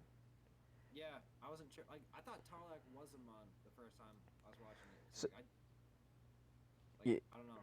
yeah. Go So on, what were you gonna say? yeah, so the first time I watched it, I didn't even pick it up. But the second time I watched it, knowing kind of what the ending is and that kind of stuff, um, I was carefully watching if there was any interaction, and at the end when there is interaction, if they say anything that like, oh, I was working together the whole time, because if they were working together the whole time, it changes my opinion of Tarlock because then it means he knows what's going to happen, and it's not as impressive. But it's much more impressive and establishes him as a political operator if he's, taking advantage of these things as they arise. Yeah. Like, so I don't know if you ever watched Game of Thrones? So there's a character in Game of Thrones named Peter Baelish, and his nickname is Littlefinger. Um, he's Tarlock in a very watered down sense reminds me of Littlefinger, in the sense that in Game of Thrones, in the books and in the show, Littlefinger is a conniver. He's a schemer, right? He's not good with a sword. He's not chivalrous or anything, but he's very quick and he's got good wits, right? So he develops all these plans, and he basically he's like a nobody from nowhere, and he works his way up to being the treasurer of the king because he's smart and takes political opportunities when he can. And obviously, you can't get the same amount of development into a Nickelodeon show, but Tarlock establishes himself in his first appearance with, kind of manipulating the media into getting Korra to joining his task force, and then, you know, weaponizing the equalist movement to to give himself more power to get a task force in the first place. And then in this episode, at first he's like, okay, there's going to be too much political blowback if we let this happen. And then as soon as Lynn's like, we need to show that we can do this, we need to fight back. He like, you can see the smirk creep up on his face, and he's like, oh well, if Chief Beifong's going to take responsibility, I put my full faith in her. And the cool thing is that cool in my opinion is that nobody can say anything against him, because if Tenzin puts his vote up and says, well, I can't do that, and then Tarlock can be, do you not have faith in our police force? Like, what are you doing? Like, if our police force says that they have full faith that they can protect it, then why don't you trust them? You don't work the police. Like, so it's a smart political opportunity that he uses there. Yep. Um, What? There's like three scenes where they're at least three where they're at like the council meeting, and Tarlock's going against Tenzin, and he's being persuasive. He's like, "Well, do you guys agree with me, or I put who's with me?" And then like every single time, every other council member just puts all their hands up. yeah, No one they ever talks to Tenzin. Like, yeah, they're clearly NPCs. yeah, I Um, know it's just funny. okay, so then after that, you have the match, the finals match, right? And there's the whole kind of like mini subplot where like the refs are paid off, Yeah, but like, who does that help? Besides the Wolfbats, obviously, because like they're so like it doesn't make any sense to me, and maybe it's just supposed to imply that these guys they're the 3-time champions, right? So they clearly won the cash money or the prize money a few times, right? Maybe it's just that the only way they can win is to cheat, and so they pay off the refs so they can cheat. And I guess it's supposed to, maybe I'm wrong on this, but it kind of to me implied that they had also cheated in their other matches, because remember the semifinal matches ended in like 25 seconds or like really quickly. oh yeah, Um, so like maybe it's supposed to imply that like I don't know, that they were doing that the whole time, but like the whole time I'm thinking like while I was watching, I wasn't really paying attention, which I should have been, but I wasn't really paying attention to the actual pro bending because the whole time I'm just like, who would pay off to win this? Like, I guess it's a significant amount of prize money, but how much does it cost to pay off the refs? Like, it can't be. I don't know. That's kind of a stupid point to make, but like, it's just something that like came to my head. And then so obviously the Wolfbats are playing dirty, yep, and they do end up winning, although uh, Korra and our team make it close. They take it to the third round when it looked like, because remember, Korra gets knocked off with Mako and then she saves him, throws him back up on the thing, and they somehow win or go to overtime that round. I don't remember, but they do go to overtime once, and Korra against Tano. Korra against Tano. And so this is another thing that I kind of have a question, just real quick about this specific animation choice during this Korra versus Tano, right?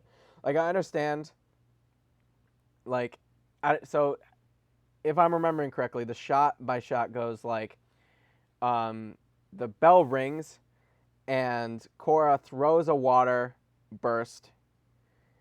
Tano dodges it. It's like in slow mo, and then he gets hit from the bottom, right?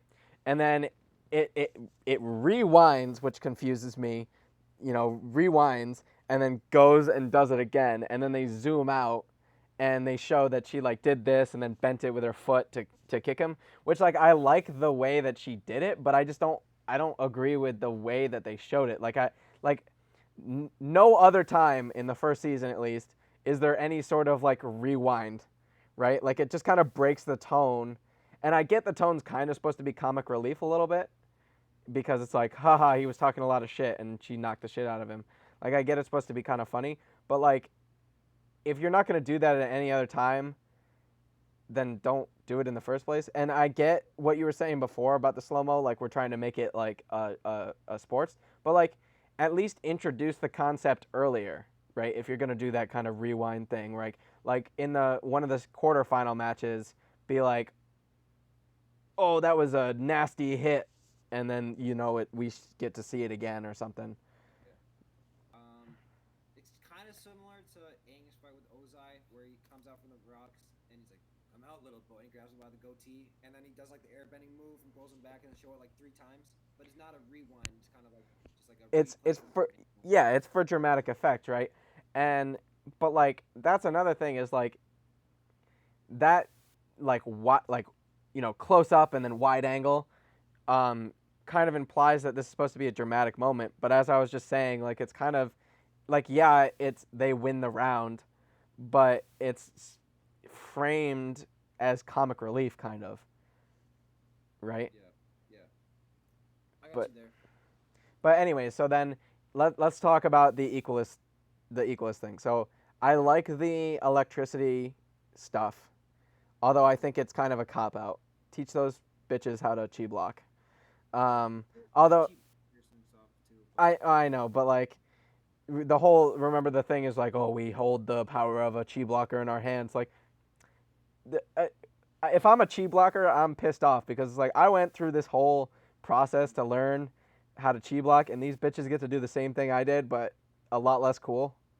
Like, here's the reason I'm okay with that, because I feel like cheap blocking alone, you wouldn't have that much of an advantage against like good benders, yeah, and it makes sense for them to be using a bunch of like weapons and machine with like Sato. yeah. Like they to have a chance against benders, like especially like the army when like they come in, you need like machines. Well, yeah. They do say that Lin does say that their armor is impervious to chi blocking. So maybe Amon was expecting that, or maybe he was going to use it regardless. And it's a good weapon against metal benders because it's metal. Exactly, yeah. Not Um, electricity.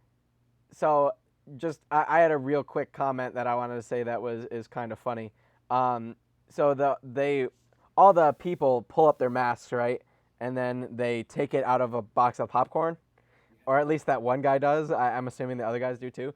So like, did they bring that popcorn in, Yeah, I was thinking about that too. or like?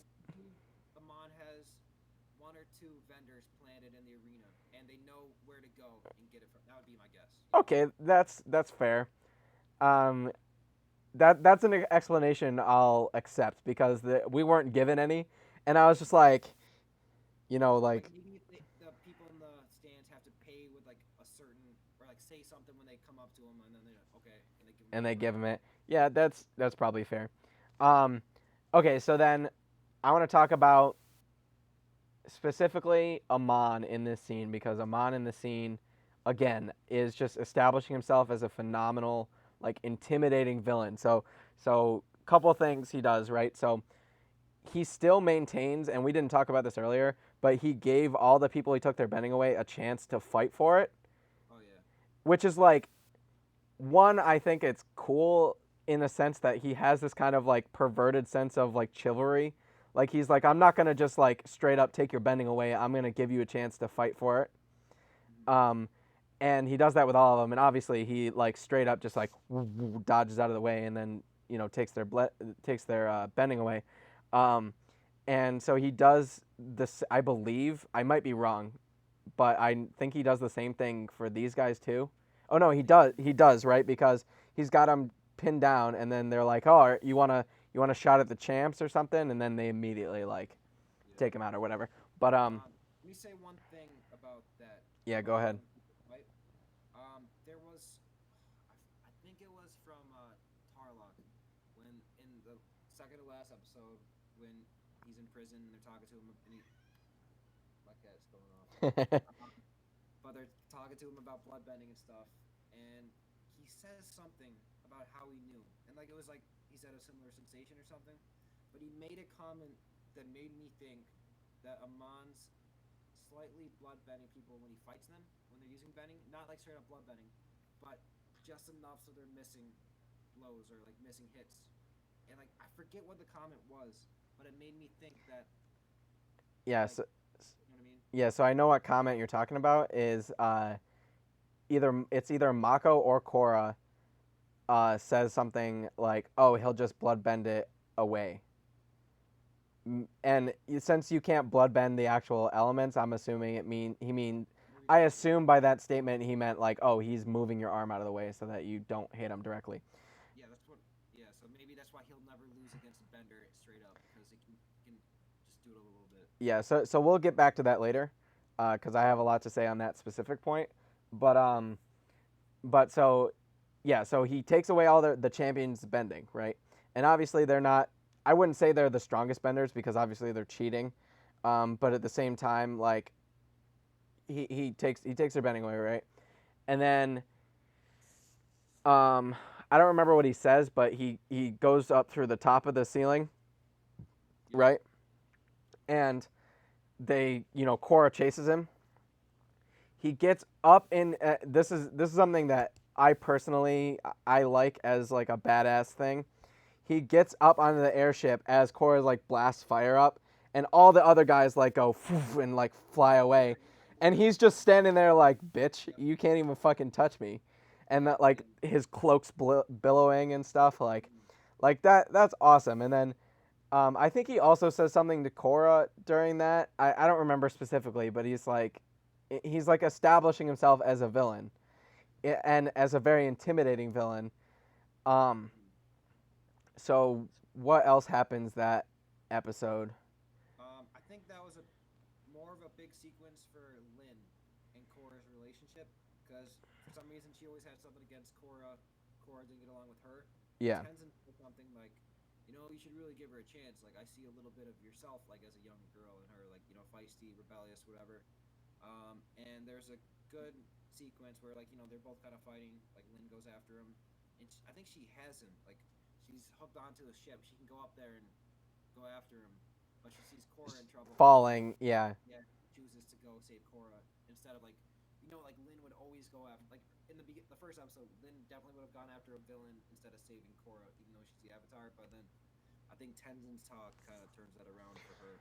yeah. So I just have a quick thing about that specific scene. I do agree that it's a big development in their relationship. But if I'm Lynn and I'm hanging on, right?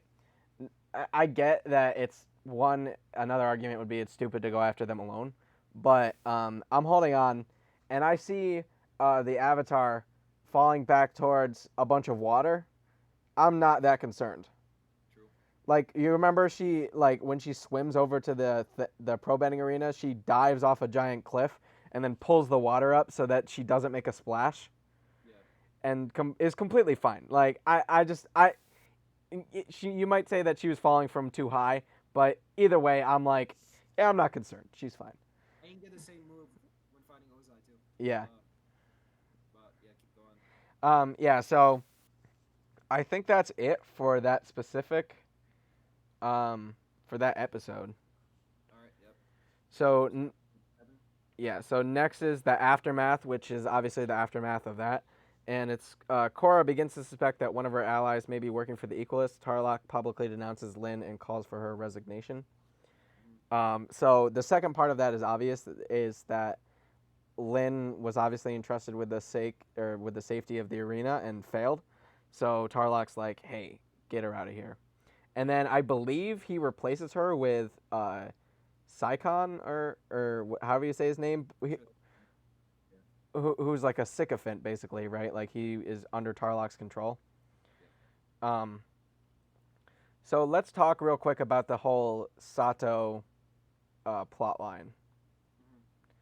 So Like his motivation or what? just overall, so one, I think the whole beginning part where uh, I think the beginning where remember they're driving the car and stuff, um, is clearly aimed at making Korra and Asami closer, in the sense that uh, as they were before, Asami is the person keeping Mako away from Korra, so she's kind of framed as like a tertiary antagonist.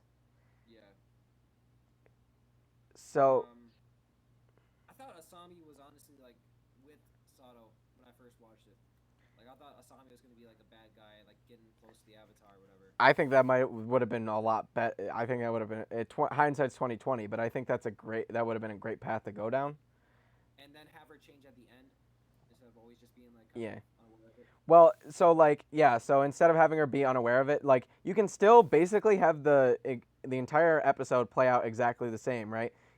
Except for at the end, have her deny existence of the tunnel, and then when the tunnel happens, have her attack them, and easily like handcuffed or something. Like not even that much of a fight. Like she doesn't have electricity gauntlets or anything. Um, so it's clear that she's on the equalist side, right? And then that can be your inciting break where Mako's like, okay, well, I don't like Asami anymore, right? Because she tried to turn on me. And then at the end, she decides, in the exact same way that it was before, she decides to take the glove and shock her father, right? You Yeah. can have the scene play out the exact same way, but just have her know the whole time. And maybe Or you can, not even be like an equalist, yeah, but yeah, that she knows yeah, and that she was okay with it, and then like some like reveal saying like, oh, I realize my dad's a monster now, whatever, and then yeah, same scene, like that yeah. would be cool. Well, maybe you could argue that, so you could argue that, like, because the dad has this whole, like, monologue where he's like, all benders are responsible for your mother's death. And Yeah. like you can maybe see that, like, and you can have the scene play out the exact same way, because I think in that scene she says you're like out of your mind, or like you're blowing this up, like your mom wouldn't even recognize you anymore or Yeah. something like that, right? In the last episode when they're fighting, in the warehouse, whatever, with the Yeah, parents. you that might be what I'm thinking of. But By the way, like in that scene, Sato was about to like, kill his daughter. He's like, he's like, you have no redemption now, or something. He's gonna straight up kill her. oh yeah, and I think she should have straight up murked her dad too, Yeah. because they've got like, so her, we'll get there eventually, but her robot has its like claw pointed at his face, and he doesn't have his shield on anymore. His shield's like ripped off or broken off or something. And he makes eye contact with her and then like moves it so it shoots at her. So, she blows up his thing, and then he's fine because it's Nickelodeon. But like Yeah. that, it's like basically like you're laying on the ground and I'm like a cop or something, and I've got my gun on you, and there's a gun right next to you, and I see you look at the gun, and I'm like, don't go for the gun, and then you go for the gun and I shoot you, right? Like that would be, I think that would have been a lot more interesting, and then having her deal with it, like she deals with it in the later seasons, in the sense that she's now the head of the company because her dad's in jail. But like it would have been much more interesting, in my opinion, if she dealt with the death. But anyways, Let's try not to talk about later seasons because you're right. You're right. we're gonna watch this. We're gonna watch it after each season that we talk about. So, um, yeah. What else happens? I guess it's not too That's much Yeah, that's pretty much it. Well, there's the whole scene where Cabbage Corp, um, that That's is cool. that is introduced in the beginning of that episode, Mm. then goes out of or not goes out of business, but is shut down because of uh, the gloves. And then Korra overhears the dad being like, "It's our time to strike." Like he's out of the way, and then they play it off they play it off as, oh, it's just it's like business is like my biggest competitor just got shut down, Yeah. and Korra's like, well, he framed them. Like, why would that be your first of all? Why would that be your immediate jump to? Because like there's even something mentioned. I don't know if it's on the radio or somebody. I remember it being said because I wrote it down. It says, could Cabbage Corp and Sato Industries both be Yeah. aligned with it? Yeah. And I'm like, you don't have to. If you're Sato, like, you don't have to even say that. Like, all you have to say is like, I Cabbage Corp clearly was working with the Equalists. We're just trying to jump on the market share. Mm-hmm. Like, and like when I was watching it the first time, I was like, that literally makes no sense. Like, why? Like, all you heard was, yeah, we need to jump over their market share. Yeah. Like, Why? Why? I didn't get why she was suspicious enough to go eavesdrop in the first place when she just heard like a businessman talking on the phone. it, yeah. And then to be suspicious enough to bring the police into it, like if I was in my friend's super wealthy mansion and I knew that he was a businessman of like serious like power and wealth, and I overheard a phone call that was like, yeah, we need to strike now while the market's open or something like that, or while the market's free. My mind would not immediately go to, he definitely closed down that company to jump into that business. My mind would just be like, okay. My only like the explanation for it would be that she's traumatized by Amon. She's grasping at anything, even though she was right. Like that would be my excuse for it, but still, I don't really like it. Yeah, I think the bottom line on that is that Korra has no reason to be right, Yeah, but she is. yeah. And Cabbage Corp, the fucking Cabbage Man statue, Yeah. Well, I like. and as he can pull away, he's like Cabbage Corp. Yeah, That was awesome. I was about to say that. That's pretty funny. Um, All right, episode 8. yeah, episode 8. Let's get it on. So when extremes meet, so Korra faces Counselor Tarlock, who cracks down on Republic City as the Equalist movement begins to grow and garner strength. Yep. This So is when they form the new team Avatar and go after them themselves, right? yeah, Um, it was a little corny, the new team Avatar or whatever, but like it yeah, kind of worked. yeah. I guess it worked in a sense, but like it was really extremely corny. I did my one of my more favorite bits, like comedy bits, is they all try to hop on Naga, and then she falls over, Yeah. and then they're like, anybody got any better ideas? Like and then they go to the car. Like I like that. Um, that was pretty funny. So let me so let me try to think of what happened, like chronologically. Do you have anything written down? A little bit. So they're pack. Well, they have the police transmitter in the car, Yeah, and they go to like stop someone, and it works the first time. And then they have a cool fight sequence too, like he said, where Korra doing the ramp, and I think it was one of the coolest ones where the chi blockers jumped on the hood of the car and they're fighting them while they're driving and stuff. yeah. That was a really cool sequence. Uh, Um, there's a lot going on with Tarlock later on with all the non-benders rounding them up with electricity and stuff. yeah. Electricity. We can talk about that in a second. Mm. I don't remember really what was going on before that. Besides them just establishing Team Avatar. I don't know if you have anything written down. Um, no. Not about this specifically. So I do have. So we might as well. So, when extremes meet. So who cracks down on Republic City as the Equalist movement begins to grow and garner strength. So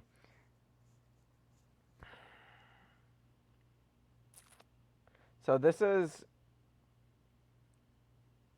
when not to jump back on the romance, but this is when Asami finds out that Korra kissed Mako. Yeah. And that was like a really big plot point for no reason. For like, it took up like 5 minutes of runtime. But surprisingly, in this episode, or maybe it was the last episode, one of the episodes, I think it was this one. Like Asami's not all that wigged out about it, except for all she says is like, "Mako, you need to sit in the back seat with Korra," Yeah. like like passive aggressive shit. Um, but so let's talk about Tarlok because this is the episode that really did him dirty in my opinion. Um, so first of all, you see, there's that whole uh, waterbending fight in his chambers, and I think the lead up to that is very interesting. Okay, now I remember because they put the Tarlok put a curfew down, Yeah. and because Asami and Mako and Bolin were with Korra fighting the Equalists after curfew, they put him in jail. Well, it was for non-benders, so Asami got it put in first, Yeah. and then Mako and Bolin for no reason really. Well, I think it's because they were like resisting, so they were like, "Oh, we'll put him in." But then so Korra went to go see Tarlok, right?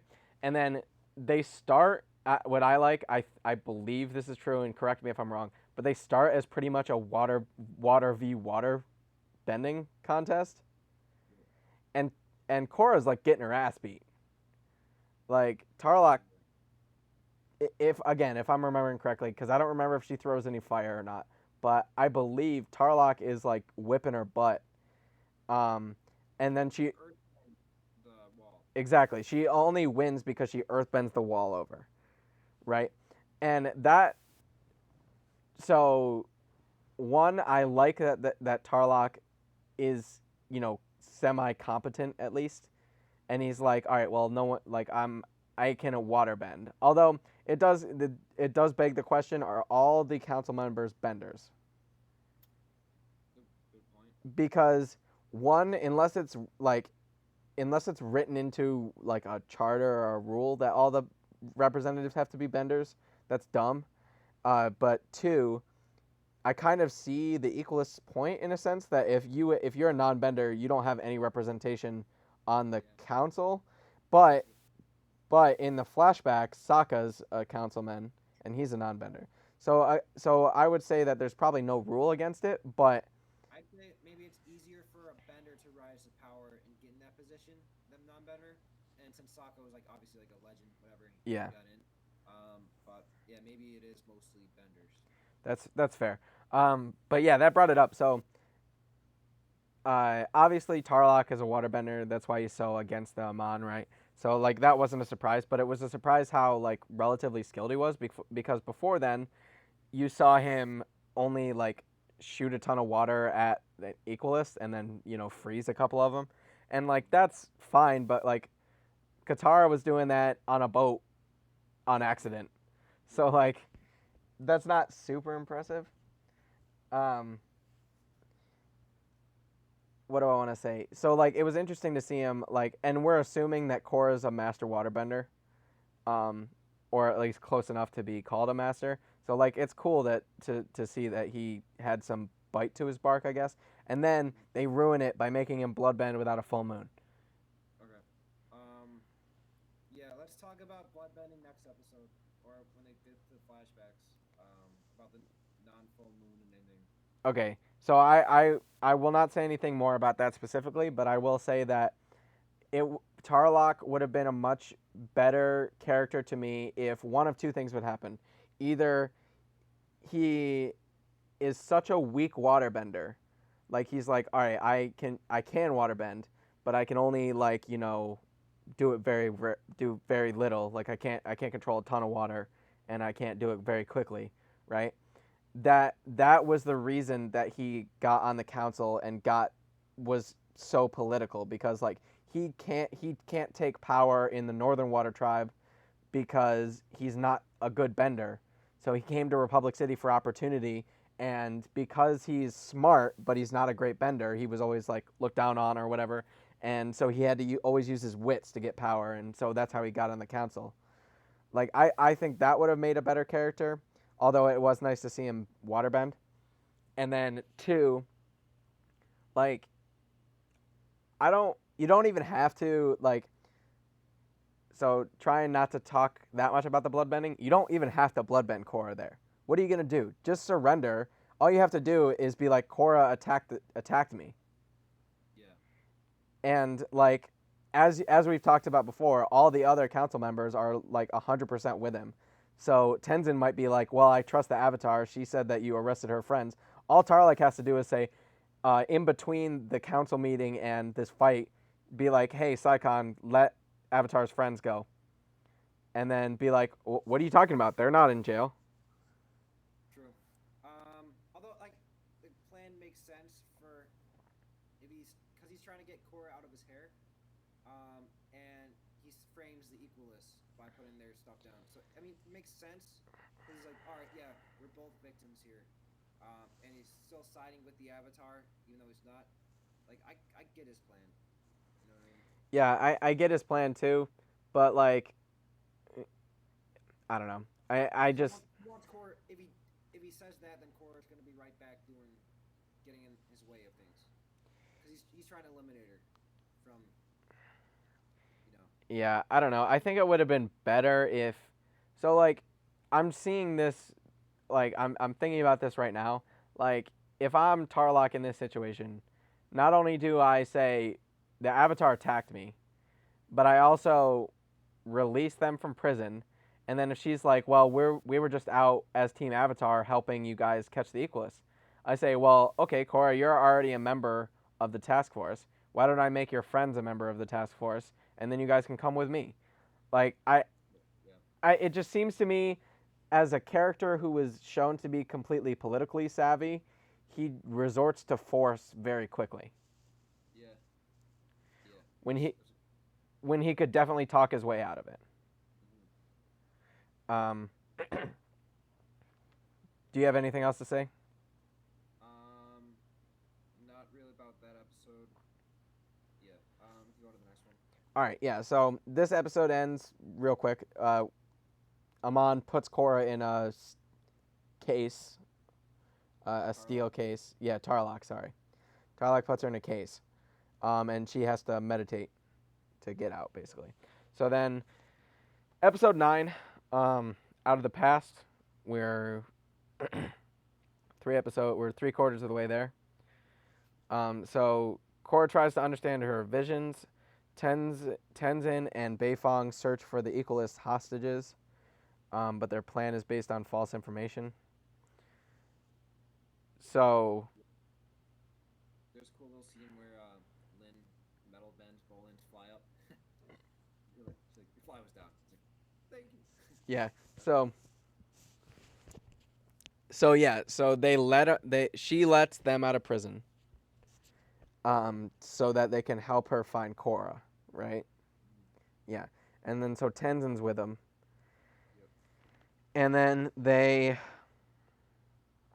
um they go to the Equalist hideout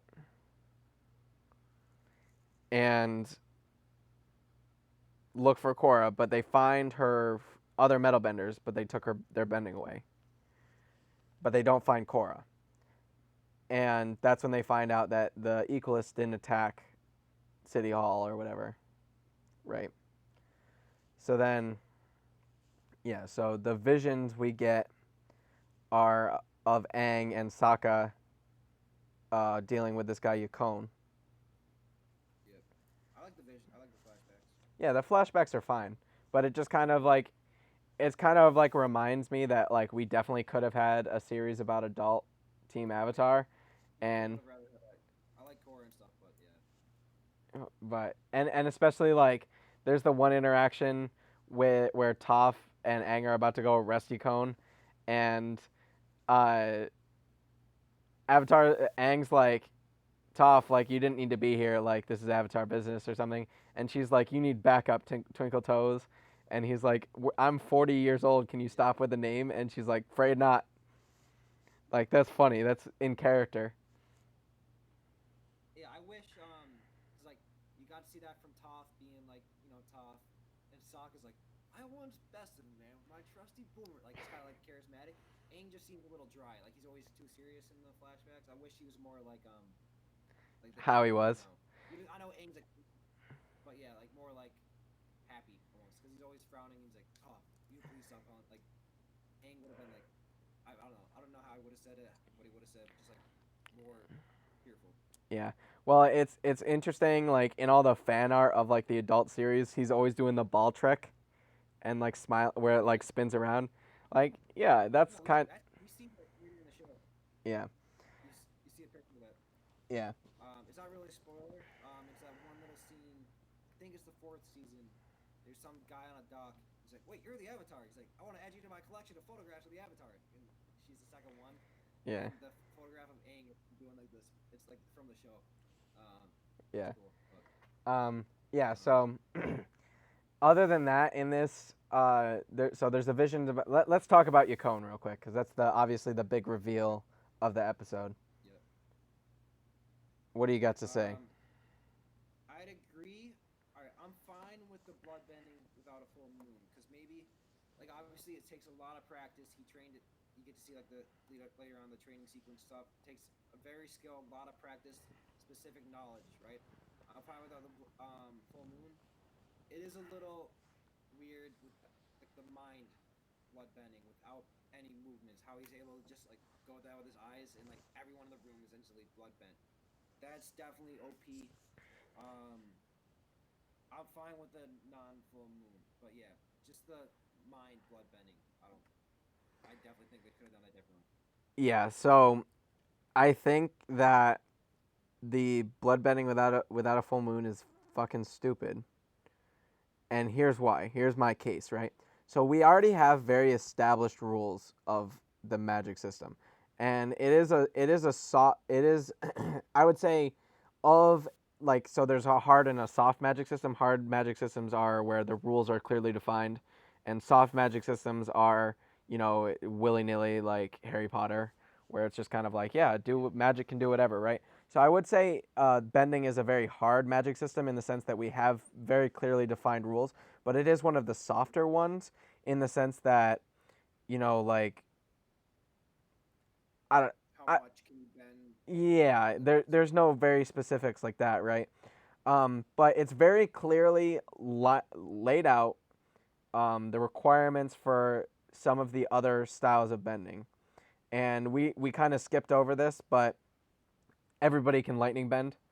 All the firebenders can lightning bend. Um, it's very clear. Or is like the royal family that really were the only ones that could like with Yeah, Aang regrouping it, but yeah, that's and cool. yeah. So and I guess they kind of break the rule already because in Avatar, right? Iroh explains that you have to lightning bend by you've got I can't remember what specifically he says, but there's like two energies that are molded together inside you, right?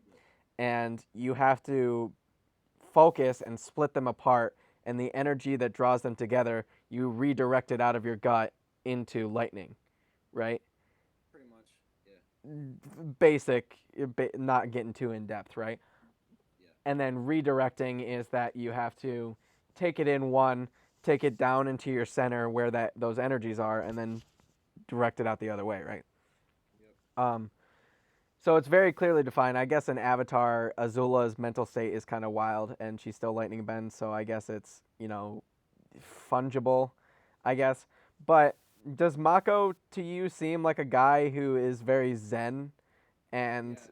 like can separate his? So yeah, did Zuko just like teach lightning lessons to the public or like Iroh or like yeah like Yeah, it's can really Zuko dumb. lightning bend or can he like at like the point like where he's like Fire Lord because we only see him redirect because he can't do it yet in the show. Can Zuko lightning bend? Like I don't know. That's a good question. And there's the scene again, the same scene where Iroh explains lightning bending, where Zuko tries to do it and he can't do it because he's so conflicted, yeah, right? and we never see him like finally get it. It's always just redirecting, which is like I saw somewhere it's like the metaphor of him redirecting his father's abuse against him, whatever. But like Which which it works, but eh, the problem is that when you take it to the next series and then try to break all those rules, right? So there's even a scene where at the end, I'm gonna sneeze real quick.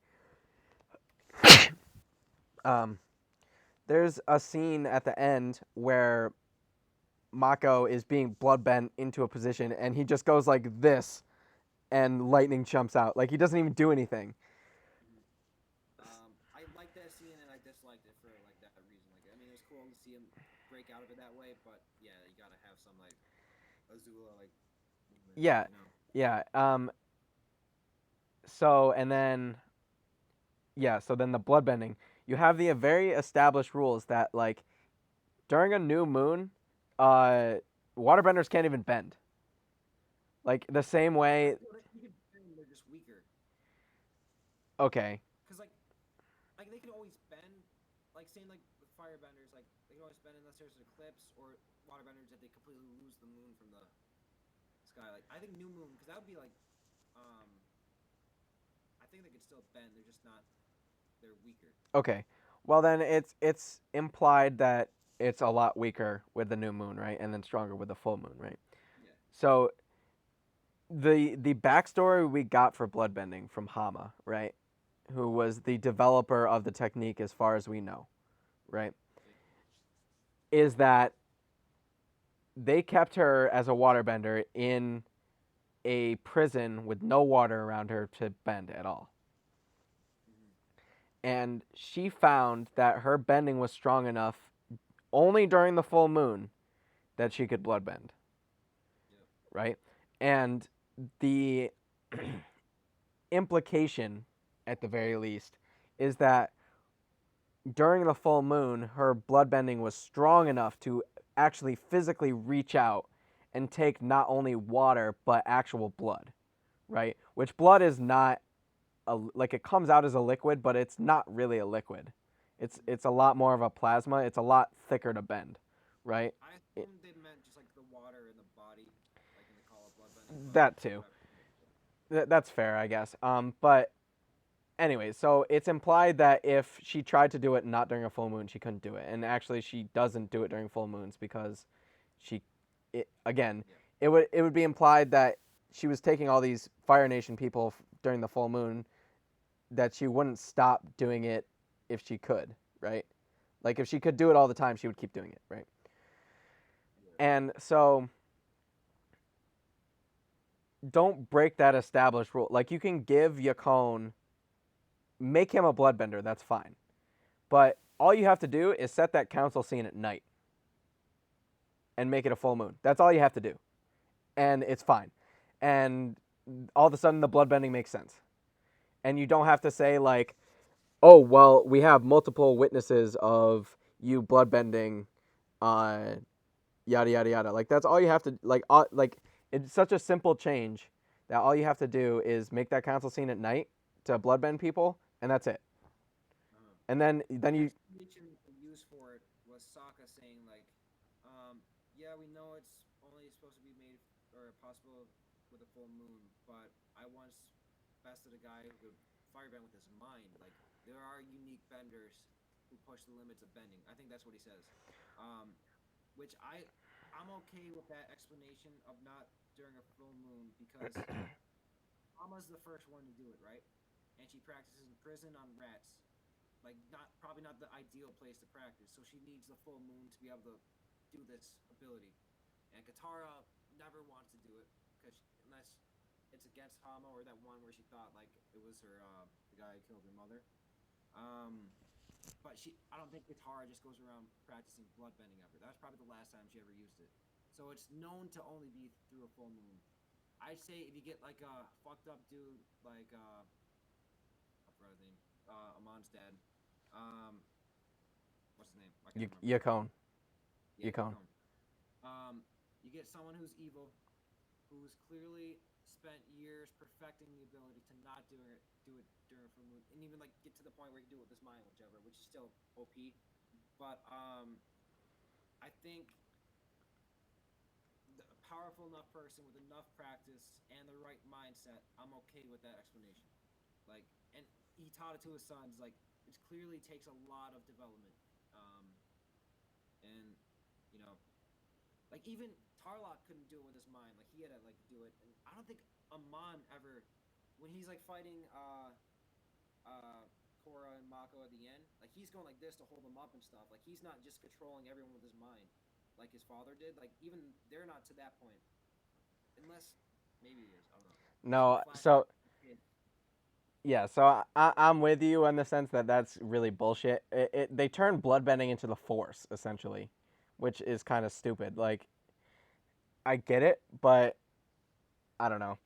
I'm very against breaking canon because it's very simple to easily to not break canon. All you have to do is make the instances where people bloodbend during a full moon, and it's then very. you would need Mon to only take away bending during a full moon too, though. I'm getting there. Don't worry. We're gonna talk about Amon. Um, but yeah, so again, that's the big reveal in this episode is that Yakone was a bloodbender, and and I mean that's it, right? That's the only thing they experience. Oh, and then the Avatar state. She sees the Avatar state can break out of the bloodbending. And this is an airbending slice. Yeah, Um, I really like the sequence at the end of the episode where Tarlok's going up the stairs and Amon's there. Like my first time watching that, I did not expect that. And he's like, "You never face a bender like me." And Amon fights through it, and you're like, "What the fuck's happening? Like, is he a bloodbender? Like, which he is." But and then Korra was good breaking out, where she like that was smart of her to not yeah, touch the. the metal. But Yeah, then the Amon, when he's like kind of chasing after for a little bit, he's like the way he moves. I think is just like dope. Like he's like very nimble and agile. Like yeah. So yeah, that kind of builds into what I want to talk about Amon with later. But let's just move it on. Um, so then there's Turning the Tides is episode 10. mm, Um, and they attack Republic City. The Airbenders hide. Tenzin's kid is born, and the warships pull up. yeah. When Tenzin's kid is bored, and he goes and like holds him for the first time, he's just like, "Hello." That I'm like that's weird first thing to say. Like he's just like, "Hello." It's Yeah, his newborn baby, you know. He's like, yeah, oh, he's not saying like, oh, it's like a beautiful baby, like just hello. I thought it was funny. yeah. Um, Did you have anything else, anything specific you want to talk about in this episode? I thought it was cool when Lynn said, "You and your family are the last Airbenders." The name of the original show. Yeah, Um, the airbending kids come to Lynn's rescue. Like I think who is it? Nora says like, "Stay away from my dad's ex girlfriend." yeah, Or that was good action sequence. It's cool seeing Tenzin do the air bubble and like fighting. Because like Tenzin's the first real like fully grown airbender that we see. Like Aang's like a master, but like Tenzin's like a fully grown master, you know. yeah, yeah, Um, and then General Iroh at the end with Zuko voice actors. That was yeah, nice. yeah. Dante Bosco, or however you say his name. Yeah, that's Yeah, epic. it's great. Um, yeah. So the only thing I wanted to talk about in this episode, because this is the episode where Lynn gets her bending taken away. Oh yeah, yep. Um, and talk about a fucking badass. Everybody else who's faced her, who has faced him on, has like been like, oh my god, please don't take my bending away, like yada yada yada, like scared. She gets put on her knees, and I think Amon says something, and then she's just like, just do it, and she puts her head back.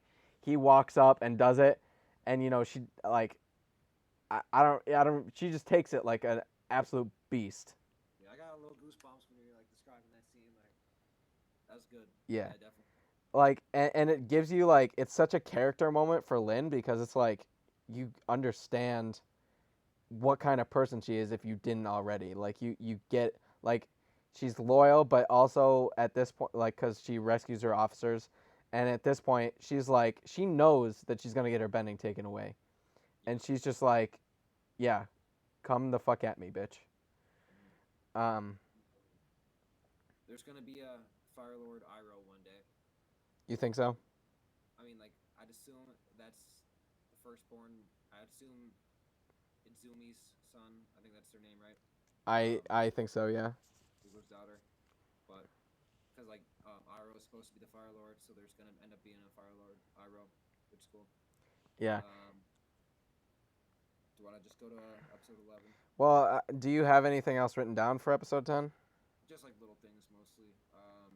They say the end game, like I think Tenzin says like this is the end game now. It's kind of like Avengers, and then the last episode is called Endgame. It is. So, that was cool. Yeah, not too much else. A lot of action, I think, in this one. Yeah, there's a lot of action. I think this is probably the best episode to talk about it. So, I think this is the episode that Asami should have murked her dad in. So I have a couple questions about these machines. So first, he says that they're platinum, right? So that they can't metal bend because there's no earth. So as far as I know, there are like even the most refined metal still has some chunks of earth in it. So like even your esteemed mother couldn't bend this. Like yeah, that's what he says.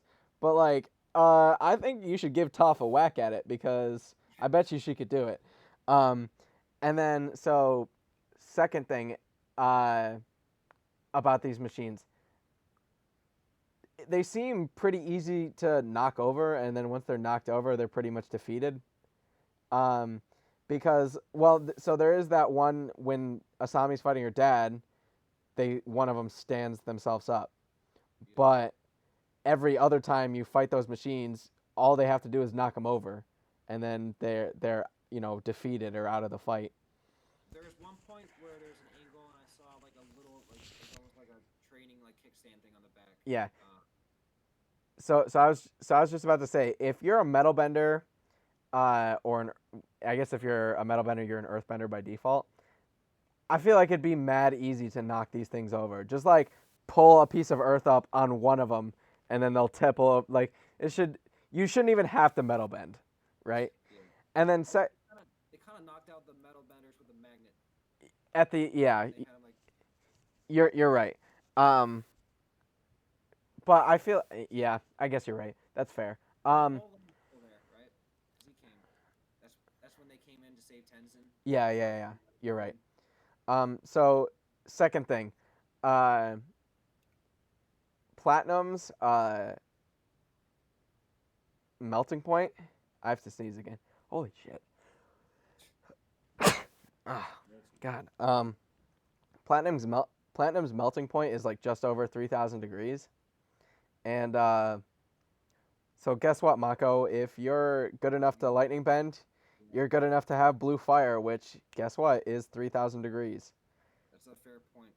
I didn't think of that for melting the food. So he could just like melt a hole in him. Korra had a good move at one point. She put water in the vents and like had it explode or something. Yeah, see, like that's the kind of thing where like a lot of the times like they show that they're like they can be creative with the way that they're trying to take these things out, but at the same time, while Korra is doing that, Bolin's just throwing rocks, like Bolin get.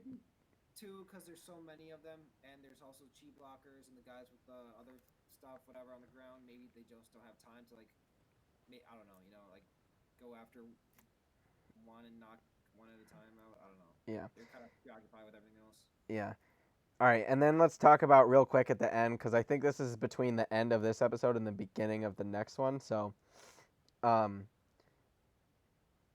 General Iroh is a fucking idiot. Why? Okay, the city has been taken over, and you meet no resistance sailing in. How do you not immediately think trap? Yeah. I think he kind of starts to think that, right? Yeah, after he runs over a couple mines. Like, I don't know. Like, I don't know. I've never been in that position. Maybe it's... He didn't see it for himself. He didn't know how bad it was. That's true. But also, like, unless... Like, they showed a picture of where the mines are, right? And you know, to be fair, the mines are covering a significant portion of the, like, water. but there's no hint or implication that there are mines underwater. It's just the mines on the top of the surface. And at They have submarines too, right? not in that particular thing, I don't think. Okay. I think they do. I think you're right, but not in that scene. Um, but he specifically says, Iroh says like, waterbenders, or earthbenders, like get us out of here or something. Yeah. Like, why do you not have your waterbenders like line up on the side and just waterbend the mines out of the way, right? If they're just floating on the surface, Mm. and like, there's probably a logical reason you could think of to why you're not doing that, but like, I don't know. It just seems to me it's like you have a very easy solution to this. Just fix it.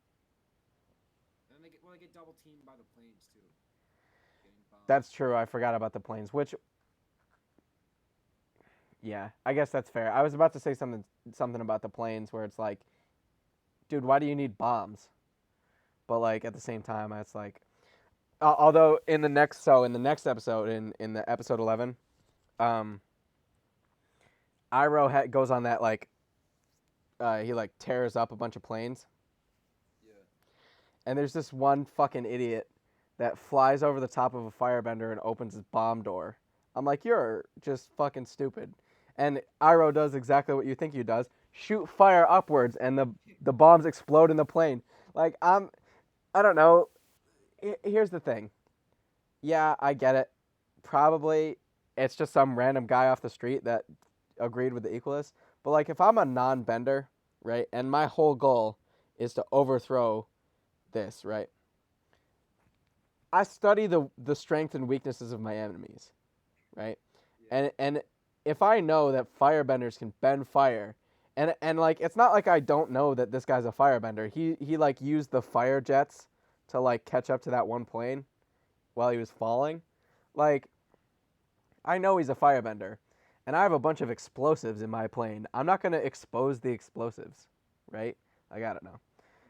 Um, so and this is the episode with the explanation of Amon. Do you want to talk about this now? Yeah, the backstory. Yeah. This is episode 11, right? Yep. What we're on? Yeah. Okay. Um, yeah. So I'm mostly okay with the backstory. I just is Amon's motivation to step in his father's footsteps and like take Republic City because he's like Yakone says like I'll be back one day to reclaim my city, whatever. Like, is that what he's trying to do? Or like, because I mean, Tarlock says like, I think my brother kind of put Benders said bending is the evil thing because his father kind of treated them poorly. You know, Yeah. is like, what's Amon's motivation? Yeah. So, a couple things I have to say about Amon. I agree with you about the motivation thing because I didn't notice that the first time, but the second time watching through, I was definitely like, why? Like, what? Like, he mentions he's like, oh, we're gonna cleanse the world of bending, right? But why start in Republic City, right? Where there's a very good mix of non-benders and benders. Why not go to, I don't know, like, I, anywhere else? What? Go to the Northern Water Tribe where all those waterbenders are. Start there. Like, other than his father was kicked out of Republic City, why are you starting there, right? Daddy issues, like subconscious. I don't know. Yeah, so like, yeah, and then Although also they did rely on technology a bunch, and that's the hot spot for tech in the world with Sato and everything. that's fair. That's fair. Um, so yeah, and then about Amon. So the whole backstory, where that they can bloodbend, I hate it so much, because I think that, as we were kind of talking about earlier, right? At the end of that, it implies that he's bloodbending all the bending attacks away from him, right? Which to me undermines all of the shit he's done. Because like, fighting against Lightning Bolt Zolt, right? He dodges lightning, which like, yeah, in cartoons and anime is, you know, it's kind of ridiculous to kind of say that, because Yeah. it's kind of ridiculous to say like, oh well, lightning moves at light speed, so he dodged it. Like, nobody could ever dodge that, right? But like, him being like you were talking about, he's very agile and like moving around, and doing all that stuff. Like, he clearly is trained in martial arts, right? Like, it just takes away some of the coolness of him if he's not like truly dodging these attacks and he's actually cheating. Like, he's basically cheating. He's like, oh well, I know they're never gonna hit me because I'm bloodbending him out of the way. When all you have to do is not say that, and then all of a sudden he's a lot cooler because it's like, wow, this guy's good because he's able to dodge all this shit. And then secondly, why I don't like the bloodbending to take the bending away. It doesn't make any sense. And we've talked about this before, this specific point, and you're the last thing I can remember that you posited forwards was that he was blocking off cheese Yeah. with bloodbending. And here's my counterpoint against that I came up with when I was watching. You would think that if you're bloodbending and you shut the cheese down, right? Mm-hmm. That in the final episode, when Katara is trying to heal her, she would be able to unlock those cheese. That's true. Because if you're gonna say it's spirit or Well, waterbender herself, like and, experience. Yeah. and she's a bloodbender, and if her water like as much as she doesn't like it, she can bloodbend.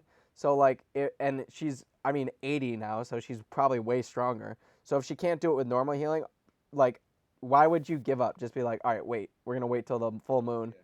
I'm gonna bloodbend and try to unlock your chakras or cheese or whatever. I would Um, say like maybe she didn't know the technique, but heard it firsthand from Tarlock what he was doing or whatever, right? Like. exactly, yeah. And it's bloodbend. Like the thing is like if you're gonna take it away with bloodbending, you could probably give it back with bloodbending, Yeah. right? Yeah, that's a good point. Like, yeah, for taking away bending, like it originally said it was the spirits that gave him power, right? And I wouldn't have been okay with that explanation either, because like I just didn't go with the spirits kind of. Yeah. I think like it's the only explanation that would work, unless it's straight up chi blocking. But even then, like I don't know. So that's why I'm okay with it, because like still, but yeah, the Katara is a good point. Well, so here's my opinion on the end of that, right? Is that if it's like he said the spirits gave it to him, which I interpreted even the first time through as kind of just like uh not like obviously lying, but like stage presence. He's like, well, the spirits have because in that whole speech he's like the Avatar has failed her duties to bring peace, so the spirits stepped in and gave me this power, which I think is obviously supposed to be an attack against the Avatar. I think it would have been much better if it was truly chi blocking and he was just simply mimicking the energy bending stance where it's the hand on the chest and the thumb on the forehead, right? He does the thumb on the forehead and the hand on the neck. You could say that he's severing the chi in the neck as a chi blocker, and you could even come up with, because we don't know that much about chi blocking. All we know is that you hit pressure points and they can't bend for a while, right? Yeah. You could you could be like, okay, Amon discovered a chi bending, or not chi bending, chi blocking scroll that talked about this very advanced form of chi blocking that you went at the neck for, and then he tested it and developed it into permanently undoing bending, right? Yeah, because you can't practice that really. Exactly. You're not gonna volunteer to like take away your bending, like. Exactly. Unless So he killed them afterwards, so that they couldn't tell anyone. yeah. Well, he could also be like, well, hey, it's reversible because it's just chi blocking, right? I'm just practicing, so and then do it. But I mean, it is the Avatar is able to reverse it. yeah, and I think that's as much bullshit as that is. That's fine. I'm okay with that. Um, but yeah, it's just like, yeah, you can still have you can still have that scene at the end where Aang gives Korra back her bending. Just make it chi blocking instead of blood bending, and then you don't have to worry about blood bending at all. Secondly, um, I want to talk about his backstory again. I think it would have made a lot more sense if Amon was a non-bender, or if he was again such a weak waterbender that you can even still have him be Yakone's son.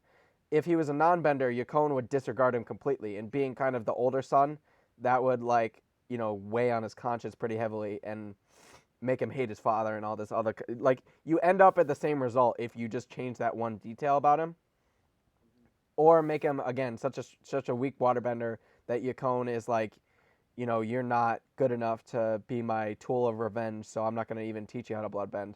And then he's so mad about that he swears to never waterbend again, and that bending is so bad that he's going to take it away from everybody, right? Like, those are two motivations that it took me 35 seconds to come up with that are better than, in my opinion, better than what we were given. Yeah, I like that. Um, what's when Tarlok's talking about the backstory, he says that it changed him, like bloodbending the animals and stuff, and like he said, over time I couldn't really recognize my brother anymore. Yeah. It's like Tarlok didn't like bending the animals, but like what's Amon's actual name? Noah talk. Noah Talk, yeah. Uh, Noah Talk eventually like didn't care, and like he was able to bloodbend his brother without like really caring or anything. Yeah. Like it changed him, and maybe that's what made him like twisted enough in the head to like say like yeah, bending's bad. Like I don't know, you know. Well, so the thing is that it also gets rid of the problem. I don't know if it's at the end of this episode or at the beginning of episode 12, but where she airbends and knocks him out, right? And then the scar blows away or washes away or whatever. Um, so all he has to do so first of all, if he's not a bender, that scene remains the exact same except for he doesn't get exposed. Because if you remember when she first knocks him out, all the people are like, "Hey, like why'd you do that to Amon? Like he was right." And then Amon is an idiot and bends himself up, and then they're like, "Oh, well, you're right." Um, so all you have to do is make him not a bender, or like even make him a very weak waterbender. But regardless, that seems stupid for one specific reason. He lived in the northern water tribe. He can fucking swim. Yeah. So like all you have to do and I'll grant him that he's probably not thinking this deeply, right? But he gets knocked out with airbend, not knocked out really, but Well, he is kind of passed out underwater, and then he wakes up, and I think it's his gut instinct to water bend up to breathe. That's what I would say. okay, Because that's fair. he's like on the, he's like passed out. You know? Yeah. But I think that even if he water bends himself up but just doesn't do the giant tornado thing, Yeah, yeah, yeah. he's That's still like nobody sees him and he can just like swim his way out. yeah. And then, Amon was killed by the Avatar. Like, He could have water bent himself under a bridge, and exactly. like Like, there's no reason for that scene to happen, right? yeah, And then, so, yeah, okay. And then, let's just talk about real quick. Tarlok blows them up yep, at the end, which is, I guess a fitting conclusion. yeah. I was alright with that. It's fine. So let's talk about real quick Korra ass pulling airbending out of the way. So this is basically episode 12 now that we're on. So Yeah, like, yeah, um, I'm still okay with that, as I've said. Like, so if it is chi blocking, and you're bloodbending, like with chi blocking in some form or another, he's like we've kind of established with Aang learning from the guru that there's different like chakras and it has to do with like the energy and chi, whatever. You know, it kind of seems all connected. So if he's blocked like a certain chakra or chi point that controls three of the elements, he never touched the air because that was never unlocked for Korra. And Korra was able to unlock it, which I would have liked to see more of a spiritual side in that moment for her to be able to unlock airbending. I would have liked to see more of a moment, be like maybe like you know how Aang was able to let go of Katara at the end of book two, and then he was able to go on the Avatar state. I would yeah. have liked to see some development for her to be able to be like, all right, I'm an airbender now instead of just saving Mako. But the like the fundamental like stuff behind it of her able to airbend, I'm okay with.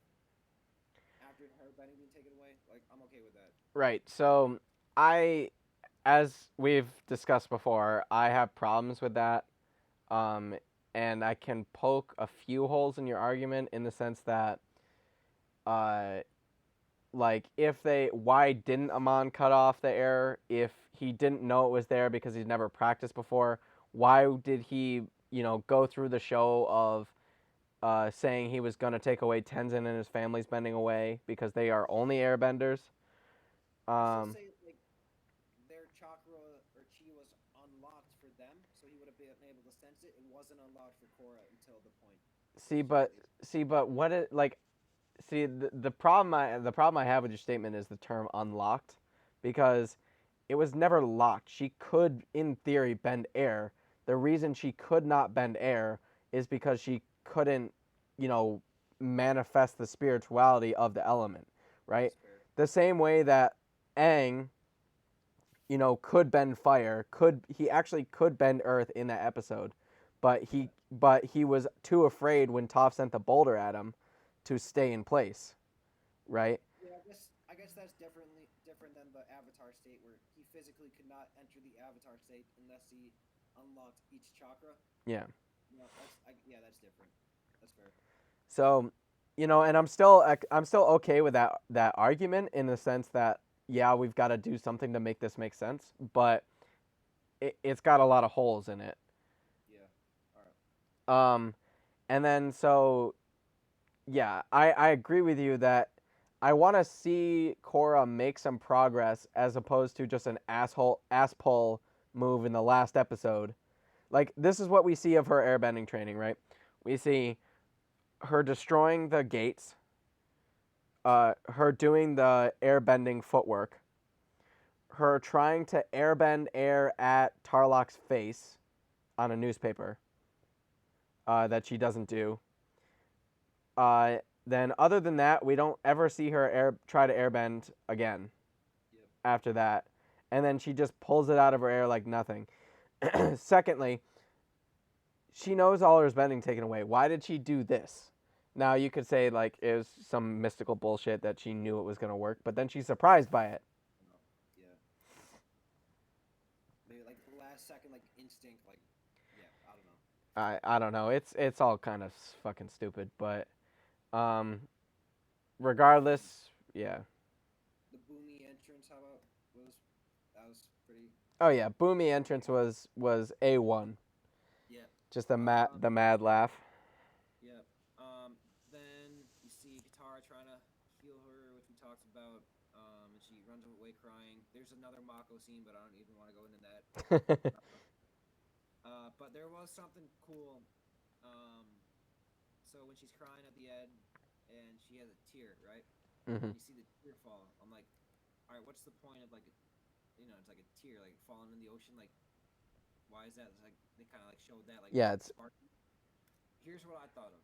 I don't know if anyone else has ever said this, but then you see Aang come obviously and give her bending back, and he's like, "You're in the deepest or the lowest, whatever." Like, yeah. When you're at your lowest point, you're open to the greatest change. yeah, yeah. Um, where is she? Southern Water Tribe, right? The tear to me kind of looked like the iceberg, the circular iceberg that Aang came out of.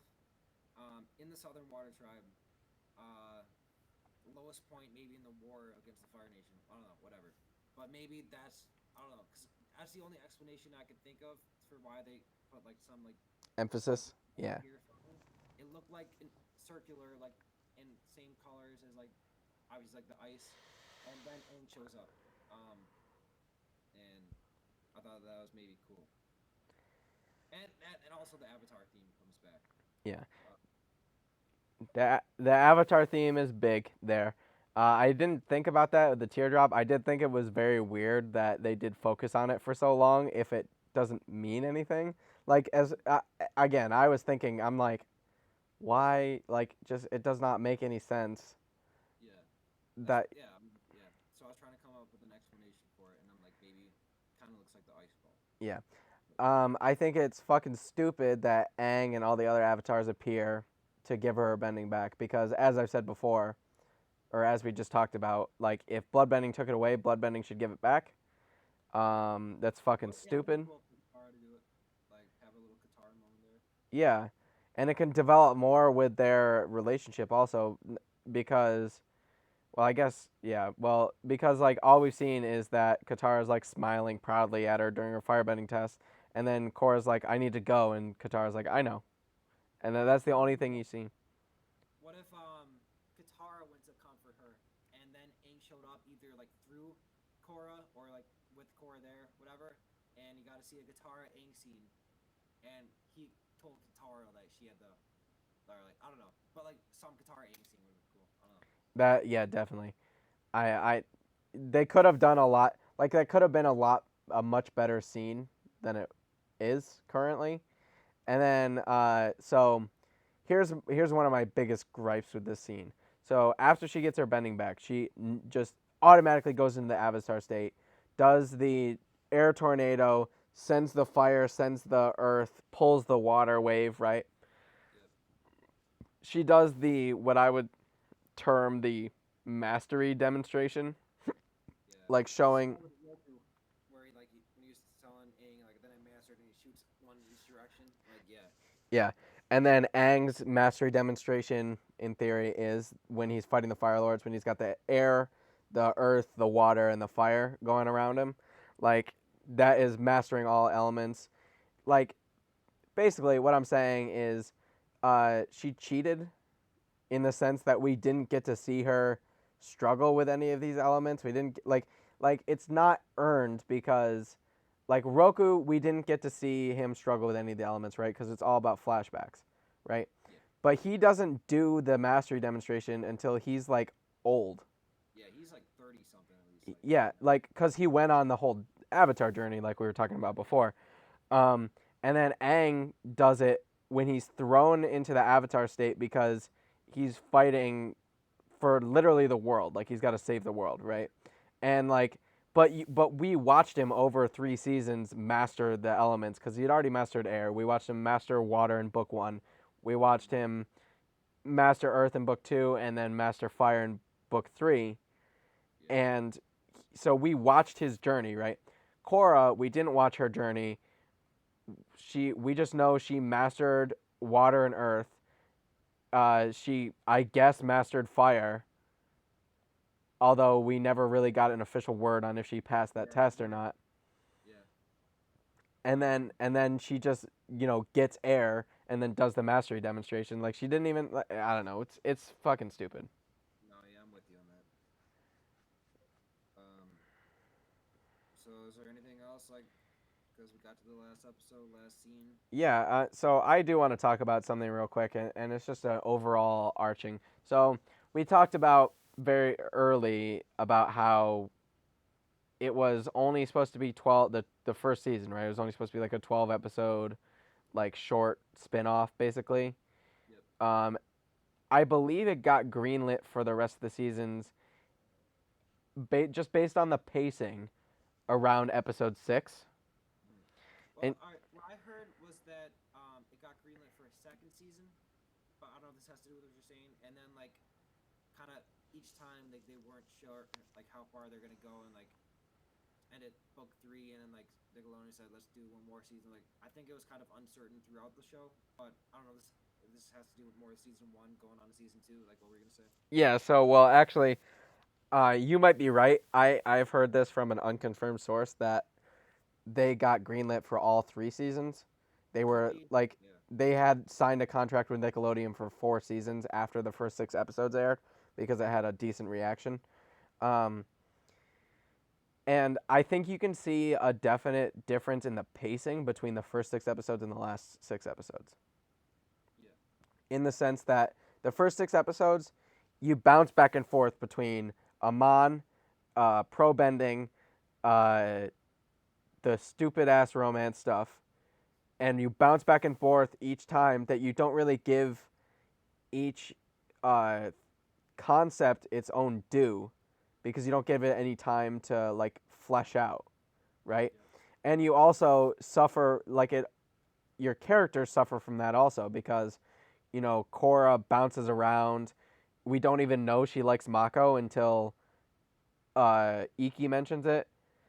like, you know, Asami hits Mako with their moped, and then all of a sudden they've been dating for like 2 weeks, right? Like, it's kind of like your characters suffer for going that so fast. And then the last half of the season, you can tell they cut pro bending out entirely. The romance stuff is basically in the background, except for Mako being a dick. Yeah. Um, Well, pro betting makes sense because everything that's going on. well, I know, but I'll give you. I'll finish that thought in a second. But like everything slows down, and then I think if you look at the other seasons, we're not going to talk about them right now. But if you look at the other seasons, the pacing is very similar to the last 6 episodes. Everything, it's not super compressed. It is compressed a little bit, but it's not as compressed as the first 6 episodes. Yeah. All right. Yeah, that makes sense. Um, I'll say that the character development for most of the characters is disappointing when you look at the original show. Like even like Sokka, really good character development. Just like the first season of Avatar too, like going from like sexist and kind of like arrogant to humbled and like like respecting woman. yeah, There's not a lot of character. Like I guess maybe Korra becoming more mature a little bit. I would disagree with that fully. Yeah, I mean, just like they're what they're going for. Like I Yeah, don't agree with either, but like Bolin, you don't see any development. Mako, you don't see any development besides romance, but that's not character development. Like yeah. maybe Asami with her dad, but Well, so the problem, and we can probably talk about this next week if we do, and the week after. I don't remember which season it is, but yeah, Asami deals with her dad again in the sense that she takes over the company. She doesn't like deal with the fact. She doesn't like emotionally deal with the fact that she no longer has a father in her life, right? Which would prompt character development. maybe because they spent so much time with Katara and her mother, they're like, yeah, let's not go there. I don't know. Yeah, I don't know. That's a good thought, but um, yeah, it's so here would be my proposed structure if I was going to redo everything, right? I would start so you can even start her in the uh, water tribe the same way you were, right? Where they finish and then you can have her sneak to Republic City, all that's fine. It kind of moves at a good pace. Then I want you to have her um, airbending lessons and her pro bending simultaneously. You can introduce the Amon stuff a little bit, but don't go too far into it, right? So your the focus of the first, I don't know, 4 or 5 episodes is airbending training and pro bending. All right. And you get to watch more of the pro bending matches. And obviously we see like I think 5 because we've got quarterfinal, so quarterfinal or prelim, quarterfinal, semifinal, final, and then we watch the one where she subs in, right? And then you kind of watch the one where she's in the booth, so that's 7, right? Yeah. So you could even show us more training, like them in the gym training, right? And I like you could have a couple scenes where she's at the airbending with Tenzin, right? Not the footwork thing, but something else that is learned through airbending, and she's struggling still. And then she goes into the pro bending gym with Mako and Bolin, and they're doing their own things. And then she like tries to incorporate that into her earth bending or her water bending or something, and all of a sudden it makes it way stronger or it develops a new technique or something. And she's like, wow, right? And then when she comes back to Tenzin, she's like, I kind of understand how to do this now. And throughout the whole pro bending arc, you see her, maybe she generates a puff of air, right? Like she's making progress towards the air bending, right? Um, and you can still have I think you introduce the propaganda guy a little bit later in that arc. Maybe have him like, I don't know, like how people streak in baseball games and stuff. Maybe have this guy run out onto the pro bending arena and like steal a microphone and be like, "Oh, equalist, blah blah blah blah blah," right? And you can have Amon hijack over radios, right? That also would give the equalist plotline like a sense that it was like building up, right? because it's starting with like propaganda and hijacking radios, and then at the end of the pro betting arc, you make it all the way to the finals, right? And this you can have the exact same thing happen.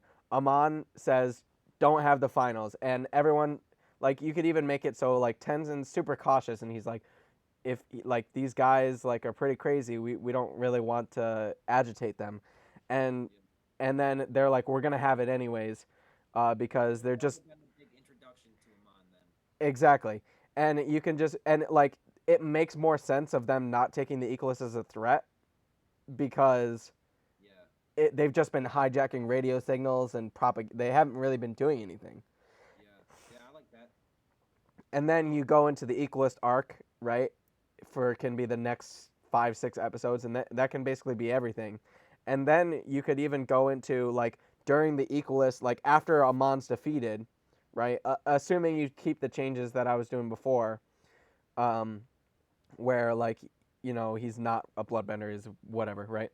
Um, get all the way up then, and you can during the Amon arc, you can set up another arc by having Tarlock be kind of an unknown council member during the pro betting arc. Then during the Amon arc, because of the Equalist, he builds more and more power like he does in the show, and then eventually he kind of ousts the rest of the council after the Equalist because he's so strong. And then that just sets up another arc where you can just deal with Tarlock now, and then you can reveal that Tarlock's a bloodbender.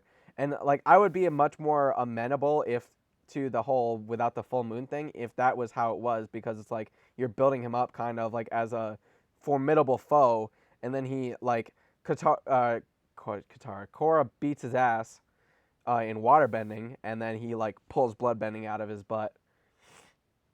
Yeah. Like I would be like, and maybe was what their plan was, and they just couldn't follow through with it because of they didn't know how many episodes they were getting. But that would be much better, and if I was going to remake Korra, that's the sequence I would put it in. Yeah, that makes sense. Yeah. I guess hindsight's 2020, but like Yeah, these people literally had they were making the show and they're yeah. yeah. Rewriting is always easier than writing, 100%. But Especially trying to follow up Avatar: The Last Airbender. yeah, Uh, yeah. um, All right, well, that's it for season 1. season two next. Season 2, we can Season hit it two is next week. probably the worst season, but has some of the favorite moments. Well, So we'll yeah, talk about it next time. we can talk about it next week. All right. Well, thanks for listening. If you listen this far, it's been a pretty long, like 2 hours and 50 minutes we've been recording. Uh,